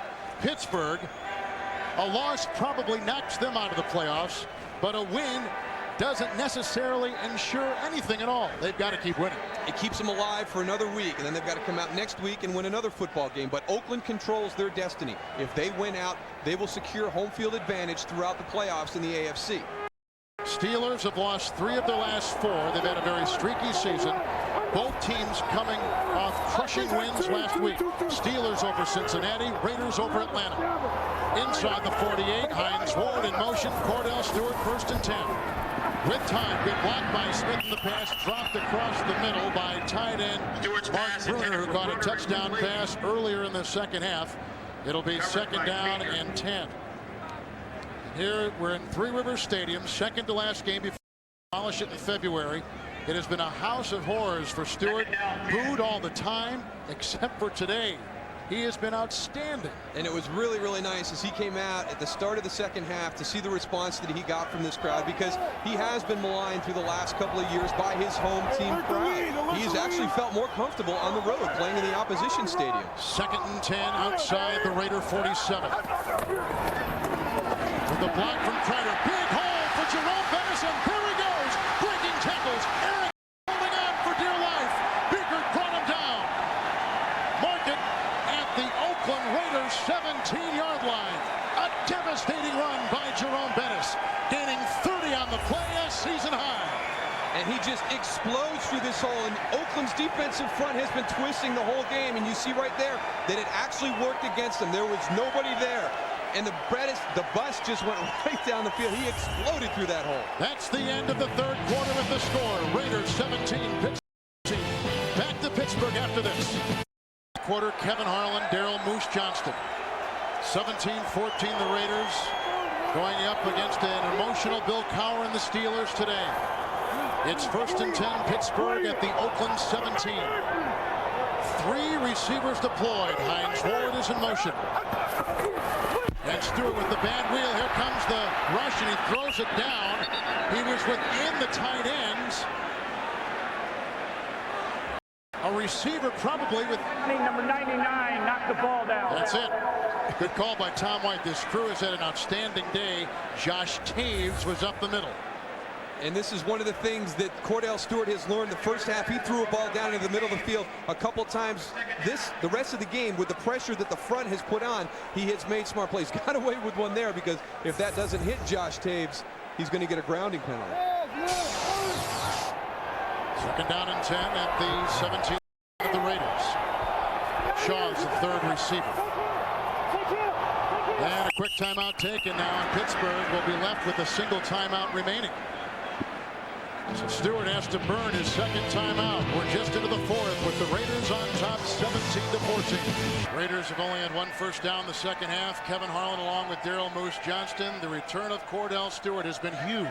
That's been the big lift this second half. He came in and gave the stands an emotional lift, the fans, the players. Jerome Bettis started to play with emotion, and still a game of emotion, and it's really carried over since Cordell Stewart came back out to be the starter this half. On the 17, second down and 10 after the Steeler timeout. Quarterback draw with the band reel. A good block by Bettis. Breaks a tackle at Dorsett. Down the sideline. Another great block. Touchdown! And Pittsburgh has regained the lead.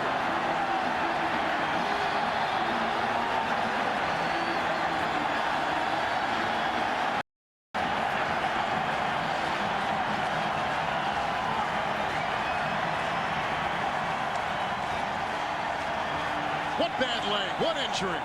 I am so impressed with what Cordell Stewart has done since he's come back. He was not supposed to come back today.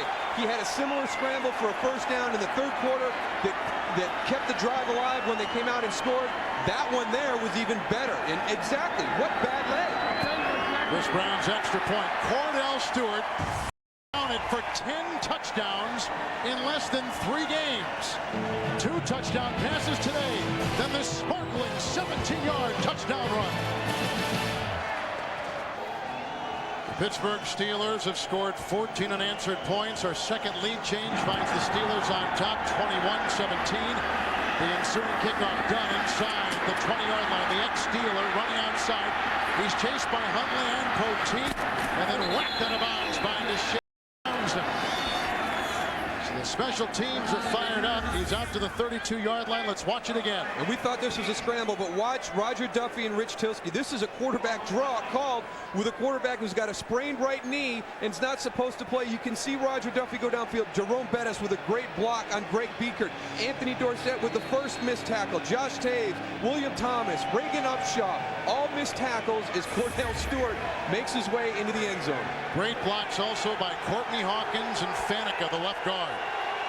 Now, how does the best team record-wise in the AFC respond? Kaufman's in the backfield, 4 receivers, 32-yard line. Gannon first and 10. Quickly across the middle, and it's Andre Rison, who's grabbed by Jason Simmons. It's a gain of 9 up to the 41-yard line. And the Oakland Raider defense registering 5 sacks today. The anguish of John Gruden, the youngest head coach in the NFL. Second down and 1 at the 41. Gannon, the MVP candidate, going long. Wide open, Tim Brown down the sideline by Chad Scott, taken down by Lee Flowers all the way to the 19-yard line of the Steelers. A 40-yard gain. Sunday he will be in Canton, Ohio. And this is the mark of a championship football team, a team that has had things go against them the course of this half. And what do? They come back and they make big plays. They go to their big play guy, Tim Brown. He is the most consistent guy in the passing offense, putting themselves in a position to get back into this football game and take the lead. And he's over 1,000 receiving yards for the 8th consecutive year. Where they're having trouble, all kinds of trouble. You see the play clock from the 19 of Pittsburgh, first and 10. It goes off to Crockett, who hurdles over the Wisniewski block and then is drilled by Holmes after a gain of 2. Markham at the 17. That was a whole lot of talking for that play. You would have thought they would have come up with something a little bit different. Probably an audible at the line of scrimmage that they saw, and then people just didn't, the play didn't click in their heads. So everybody trying to make sure that everybody was on the same page, get everybody lined up correctly, and that explosive play off left tackle for 2 yards. Gannon has thrown a touchdown pass. Allen with the interception return for a touchdown off of Kent Graham, who took the place of the injured Cordell Stewart. Second down and 8, 17 of Pittsburgh. A block by Kennedy. Time for Gannon. He'll run. Keegan Henry from behind will bring him down at the 13-yard line. And that's a gain of 4. As Wisniewski and Holmes and Henry jaw after it, setting up 3rd down and 4. You have to be careful about with Rich Gannon. They will have a lot of crossing routes. Their backs will release and break to the flat, or they will also cross in front. And if everything disappears and your tackles lose their rush lanes in the middle, Rich Gannon will take off down the field. So they've got to be very disciplined while they're pressuring the quarterback at the nose tackle and the 2 tackle positions in this 3-4 defense. Good point. Watch out for James Jett. He's been a big 3rd down receiver today. 3rd down and 4 outside the 13. Dunn is in motion. The fake pitch. A good block by Dudley. Gilden. Gannon threw it away. A flag is thrown. He was between the tight ends. That'll be grounding. You've got to be outside the tight end. And Jason Gilden, the AFC Defensive Player of the Week, all over Rich Gannon of the Oakland Raiders. And the flag is indeed against the Raider offense and Gannon.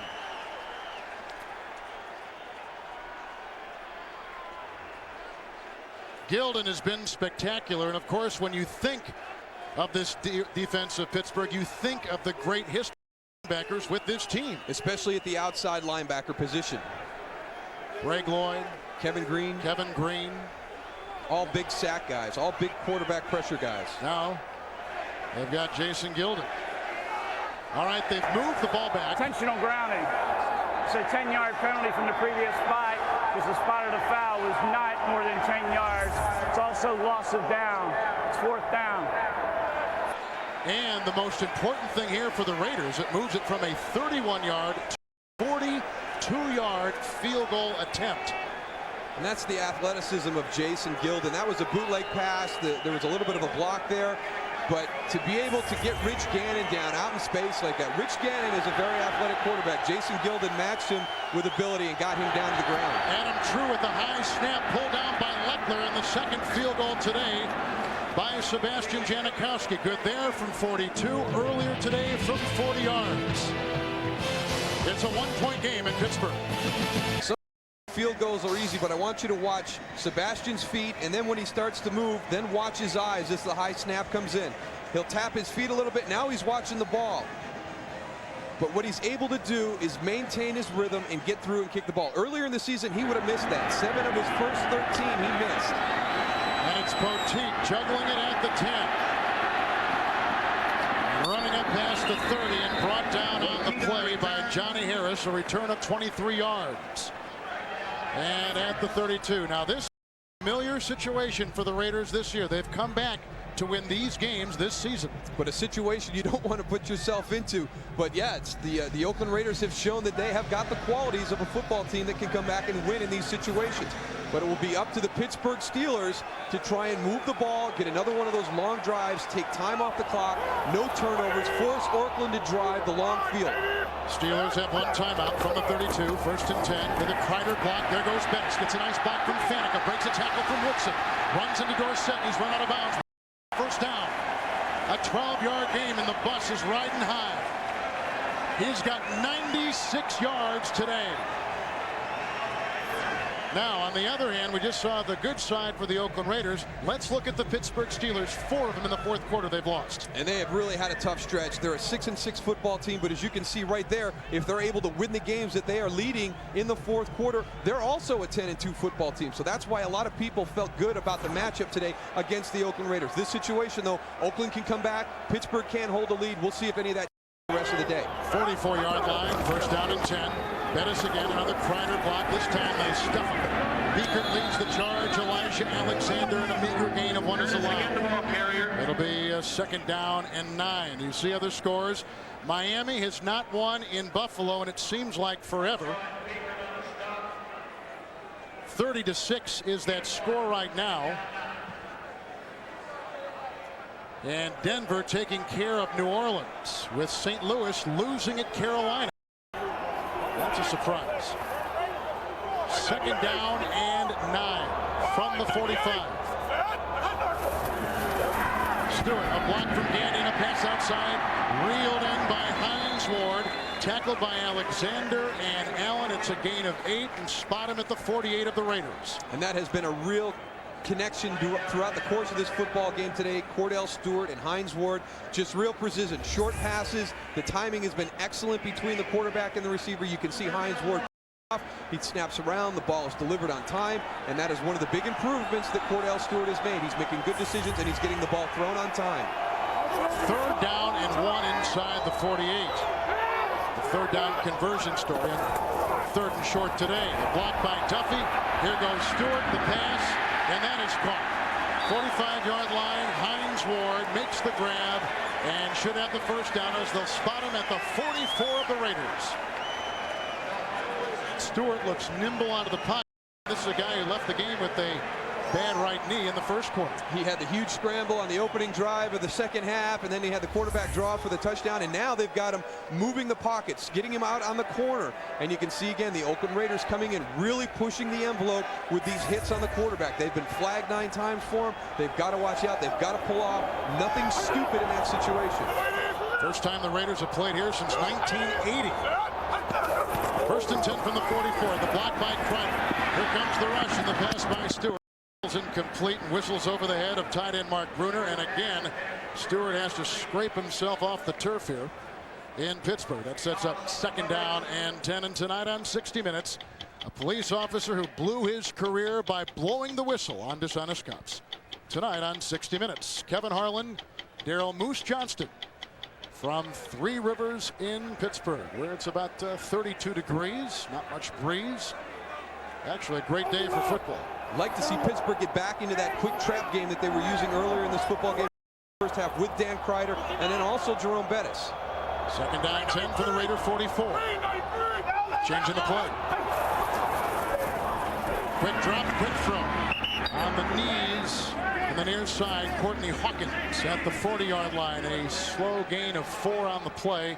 They've got to get down to the Raider 34, so this sets up third down and about 6 to go. Cordell Stewart continuing to take what the defense is going to give him. He's not forcing anything, not making any poor decisions. You've seen him outside the pocket throwing the ball away, being able to line up and run another play. He's been doing a very good job. He's got very good control of the offense right now, making very good decisions. And he's been a great third down passer today. 3rd and 6 near the 40 of the Raiders. Huntley in the backfield. Bruner, the tight end, is on the move. The Gandy block, the time for Stewart. Winds up, fires a pass, and that's incomplete.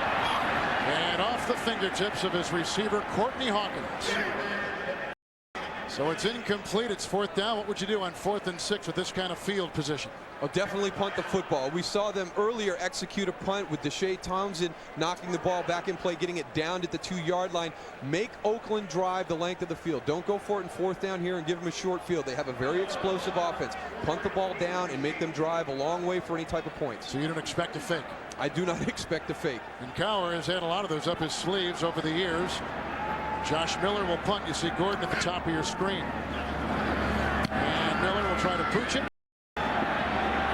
Gordon will let it fly, and then ricochets into the end zone. Last time Gordon touched it, we had a big melee.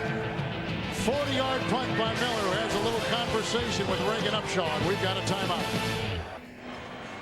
Back in Pittsburgh, Kevin Harlan alongside Daryl Moose Johnston. And moments ago, watch this. Reagan Upshaw spits in Josh Miller's face. This is absolutely unbelievable.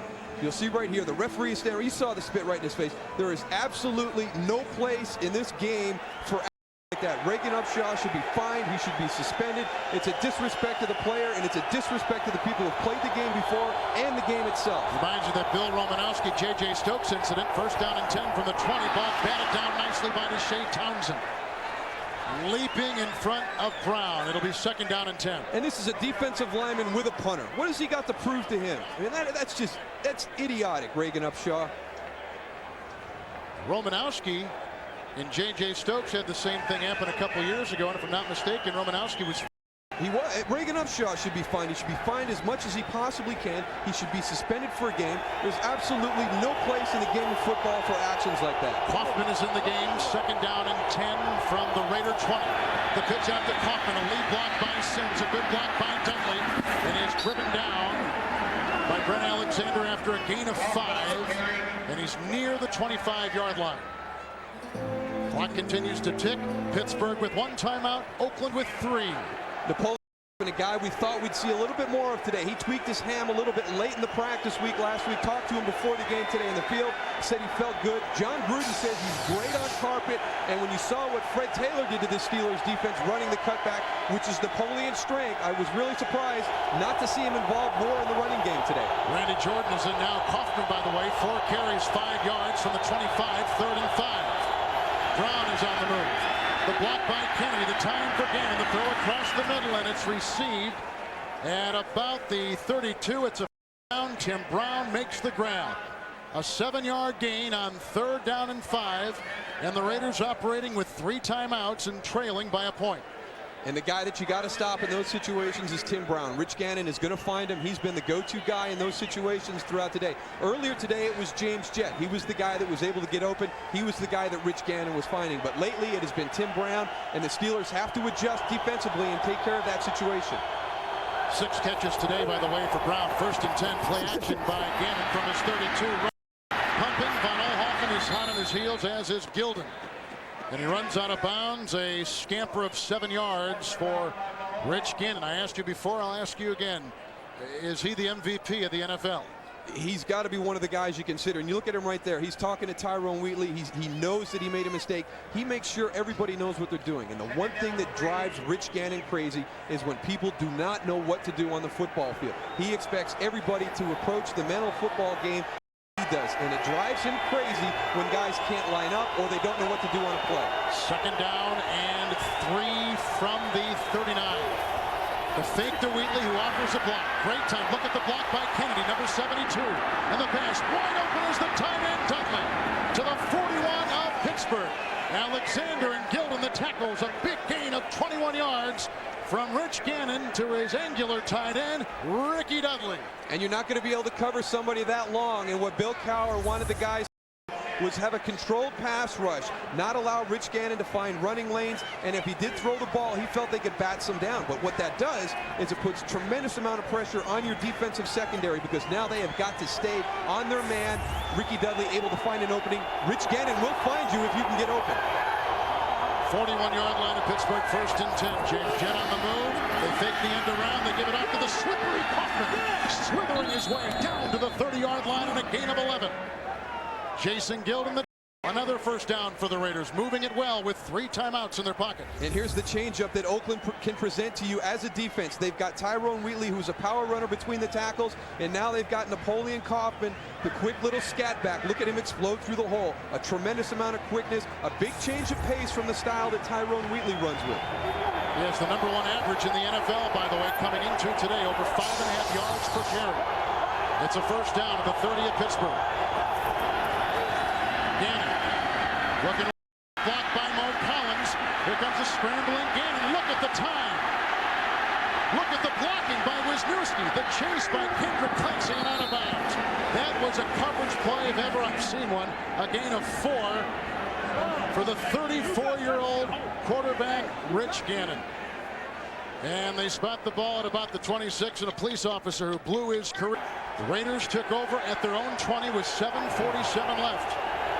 Upcoming is the 8th play of the drive. It's 2nd down and 6 from the 26. Oakland down by 1. Here comes Joey Porter. There's the pass by Gannon, incomplete. And the pressure from the backside and Porter may have played a role in that. And those are the matchups that we talked about early in the game because of the defense, the way they play this. The outside linebackers are the guy that will bring pressure on the quarterback. Now, you can fan your tackle out on one of them, but because it's Joey Porter and Jason Gilden, one of those guys will be matched up on a running back. On that time, John Ritchie got matched up with a blitzing Joey Porter and was able to hold him off, but I think he did Gannon to step up into the pocket and disrupt his rhythm. Gannon today a touchdown pass, 2 Janikowski field goals, an interception return of 27 yards for a touchdown by Allen. 3rd down and 6 from the 26. Here they come. Henry in his face. The pass is caught by Mo Collins. Flags litter the field. 4 of them. As Mo Collins makes his first reception as an NFL player. He's a 3rd-year player out of Florida. They sent Townsend up the middle. They sent Kevin Henry up the middle. This penalty will easily go against the Raiders, as Tom White and his crew have had a wonderful day officiating, and indeed it's against Oakland. They really have done a tremendous job today with some interesting situations as plays have unfolded. They have been on top of this football game and made great calls.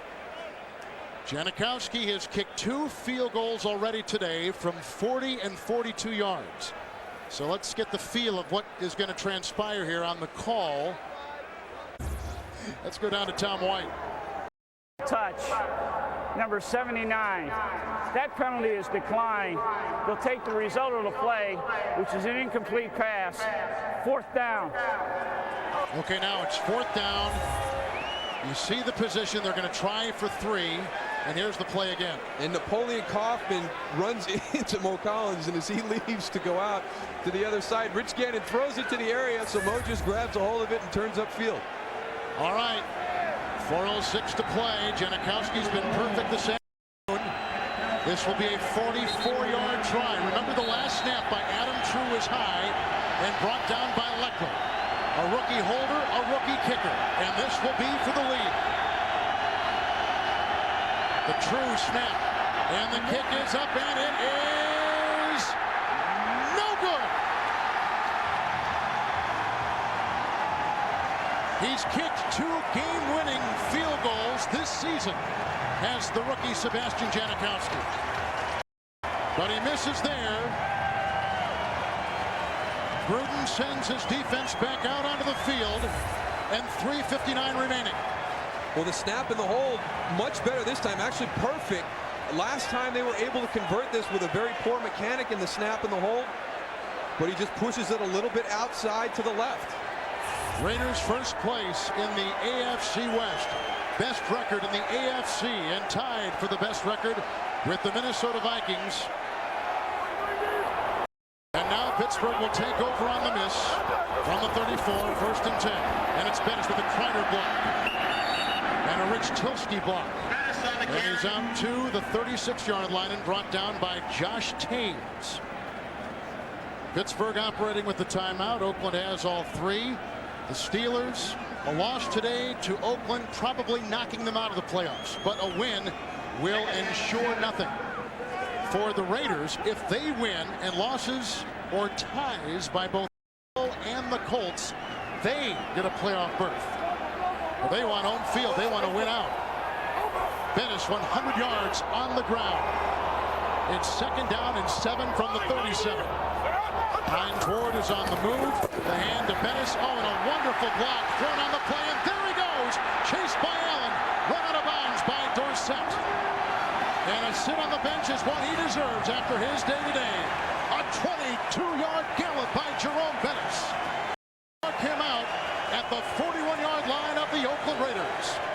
And when you talk about a wide receiver making the block, usually it's downfield. Watch Hines Ward. He's going to come in and crack on Marquez Pope, the strong safety. This is a great job being able to find your way through there. Look at that Hines Ward. What a great play.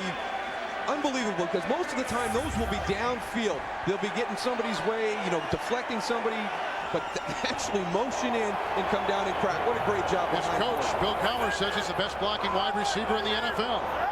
It's 1st down and 41. Bettis again. Good block by Fanneken. And inside the 35, muscling is Bettis. Tackled by Eric Allen on a gain of 7. A hard-earned 7 yards. Hines just did it again. He just came in and hit Marquez Pope again. It's been outstanding. Oakland at 10-2. The Steelers have got to win, and there are a lot of teams ahead of the Pittsburgh Steelers. 8 teams lead by 1 game. There is no margin for error for this Pittsburgh team. Steelers timeout. 2:30 on the clock. Play clock is at 7. Oakland with all 3. They're going to need some time left on this clock. They got to start thinking about using them. Bettis again on 2nd and 4 from the 35. Matt Cushing, a reserve tight end, trying to lead the way. And working his way to the 32-yard line is Bettis. Pickup of about 3. If I'm the Raiders, I take one right now and then get another one at the 2-minute warning. 31-yard line will mark the 1st down, so it's 3rd and 1. They're going to let him why don't they stop the clock? I do not know. I do not know. I guess they'll figure if they stop him to kick. Because you have a timeout, then the 2-minute warning, and then 2 more. Yeah. Pittsburgh looking for the upset. Raiders have a 2-game lead over the 2nd place Denver Broncos to hold the tiebreaker. Denver is crushing New Orleans. Oakland is losing right now to Pittsburgh. And we'll see what John Gruden's going to do with the clock management. They will run the ball here on 3rd and short. Even with a stop, they can take this clock down inside a minute and a half. 3rd and 1. Bettis. Oh, he didn't get the 1st down. A fumble on the play, and then it's picked up by Pittsburgh at the 35. By Wayne Gandy as Grady Jackson knocked it free. Now 1:52 to play. That is Bettis' first fumble in well over 370 touches. First fumble in his last 379 rushes and catches. And he hasn't lost a fumble in over 420. That is unbelievable. And you can see his disgust. And Monday on CBS, led in this game, scored 14 unanswered points, getting the lead 21-17. Now they lead it 21-20. Oakland, when they get the ball, if they get the ball, will have 2 timeouts. Miller to punt. It's 4th down from the 35. Darian Gordon is stationed somewhere about the 10-yard line. It's high, it's hanging, and it was and a fair catch. It's loose and down inside the 10-yard line. Miller's had a wonderful day punting, especially on these tight corners that he's had to creep in. Well, Janikowski just missed a 44-yard possible game-leading field goal in Week 7. A 43-yard winning field goal at Kansas City. Raiders by 3 there. And then in San Diego, a couple weeks later, Week 9, a 24-yard game-winning field goal. And the Raiders on a game that Janikowski kicked 5 field goals, 15-12. And that's what he was brought in here as the first-round draft pick of the Oakland Raiders. A lot of people question that pick, but because they lost so many close games last year, they felt they needed to bring him in. Buckle up, folks, from the 10, 1st and 10. 2 timeouts for Gannon with plenty of time in the toss. Right on the money and caught by James Jett. 1st down, gain of 11 at the 21. Chad Scott was beaten.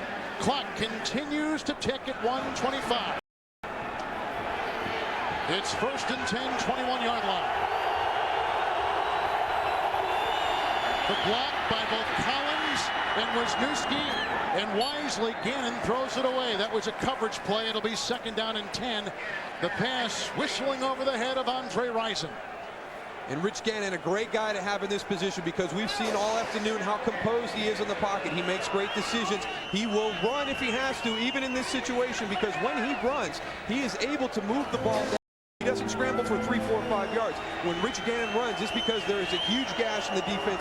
He will exploit that for big gains. So Pittsburgh has to be careful. Even though this is a hurry-up situation, they've got to be conscious of Rich Gannon.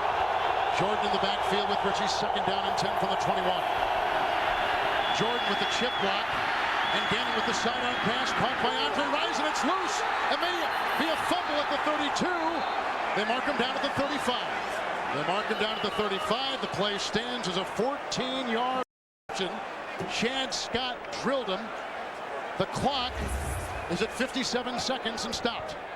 And we'll take a look at the end of this play and see if the officials have called a perfect game today. They really haven't missed anything. Andre Rison right there. Hard to see from that angle. The ball obviously coming loose, but was his knee down? Hard to see from that angle. Well, coaches can't challenge. It's all going to be done upstairs in the press box, and this will be handled by the league and by the crew and not the coaches inside 2 minutes. And that's the call from Tom White. Player down by contact. That's a 1st down. So they don't review it upstairs, to the dismay of Bill Cowher. 1st and 10 from the 35-yard line. That is an unreviewable play because they determined that he was down by contact. Correction. The runner is not ruled down by contact. The pointing was, meaning that forward progress was established at that point. 1st down. It's all right. And Gannon with some blocking, moves up deftly in the pocket, weaves through traffic, shovel pass, and Jordan dropped it. Incomplete pass to his running back, who earlier caught a touchdown today, Randy Jordan. The flag is down at the 40-yard line. Did he cross the line of scrimmage? And I've never seen anybody with a better sense of where the line of scrimmage is than Rich Gannon, especially when everything breaks down and he starts moving. This was a surprise to me, but it looks like he might have been across by quite a bit. I was very surprised. Pittsburgh, on the other hand, has blown 4 fourth-quarter leads. Illegal forward pass. The quarterback was beyond the line of scrimmage when he threw the ball. That'll be a 5-yard penalty plus a loss of down. And there's the big part of that penalty right there, is the fact that you also lose the down. So now it is 2nd down and 12. 3 receivers platoon for Gannon. Ritchie and Jordan with blocks. The pass drops. Chad Scott was blanketing Tim Brown. Incomplete pass. 40 seconds remain. The Raiders have 2 timeouts. The Steelers have 1. And we're seeing 6 and now 7 defensive backs in there for the Pittsburgh Steelers.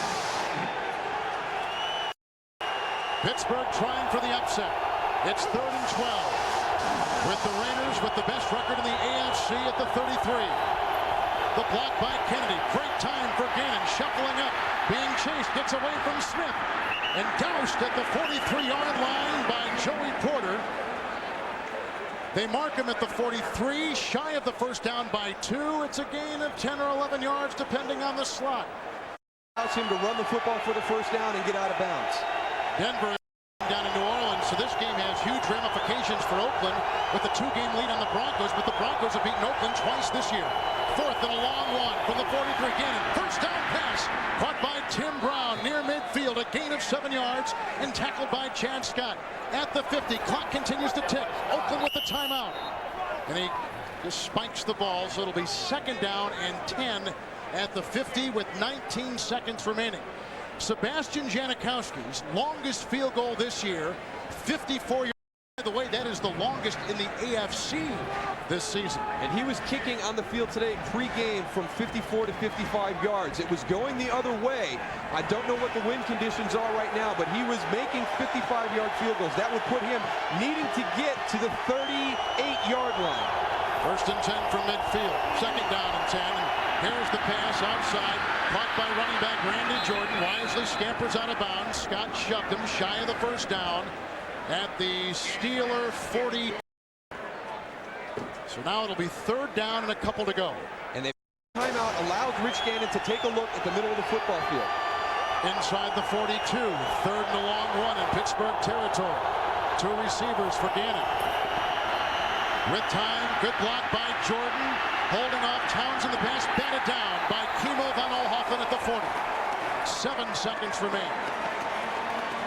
The clock is stopped. 7 seconds. I think Gannon is trying to talk himself into one more play. And Pittsburgh continuing to pressure. Randy Jordan stepping up and picking up Deshae Townsend. Levon Kirkland picked up. Everybody staying controlled, forcing Rich Gannon to move side to side. They don't want to open up the middle of the field. That's when Rich will run with the football. So one more play. Kevin Harlan alongside Daryl Moose Johnston. One time in this game, Pittsburgh scored 14 unanswered points. Cordell Stewart has accounted for 3 touchdowns, 21 to 20. 4th and 1. Outside the Pittsburgh 41. There's a pass. Back of Ritchie. Now you have no choice. You have no choice.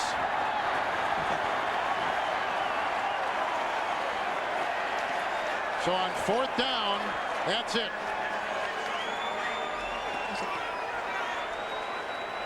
I don't like that play call right there. We have 4th down up already. They spiked the ball. That was it. And that's what they're confused about. They've got 4th down on the markers on the opposite side. He spiked it.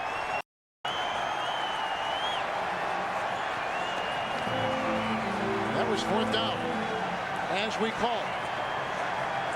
Rich Gannon, he did not realize it was 4th down. The scoreboard was wrong, and that's what Gannon was looking at. He thought that was 3rd down. Well, Pittsburgh now not hoping for a repeat of the Missouri-Colorado college football game, that 5-down game in Columbia many college football seasons ago. And the Gannon, as he prepares to get his team ready, very surprised to have them in the situation. Goes over on downs. It's Pittsburgh's football. And that's the ball game.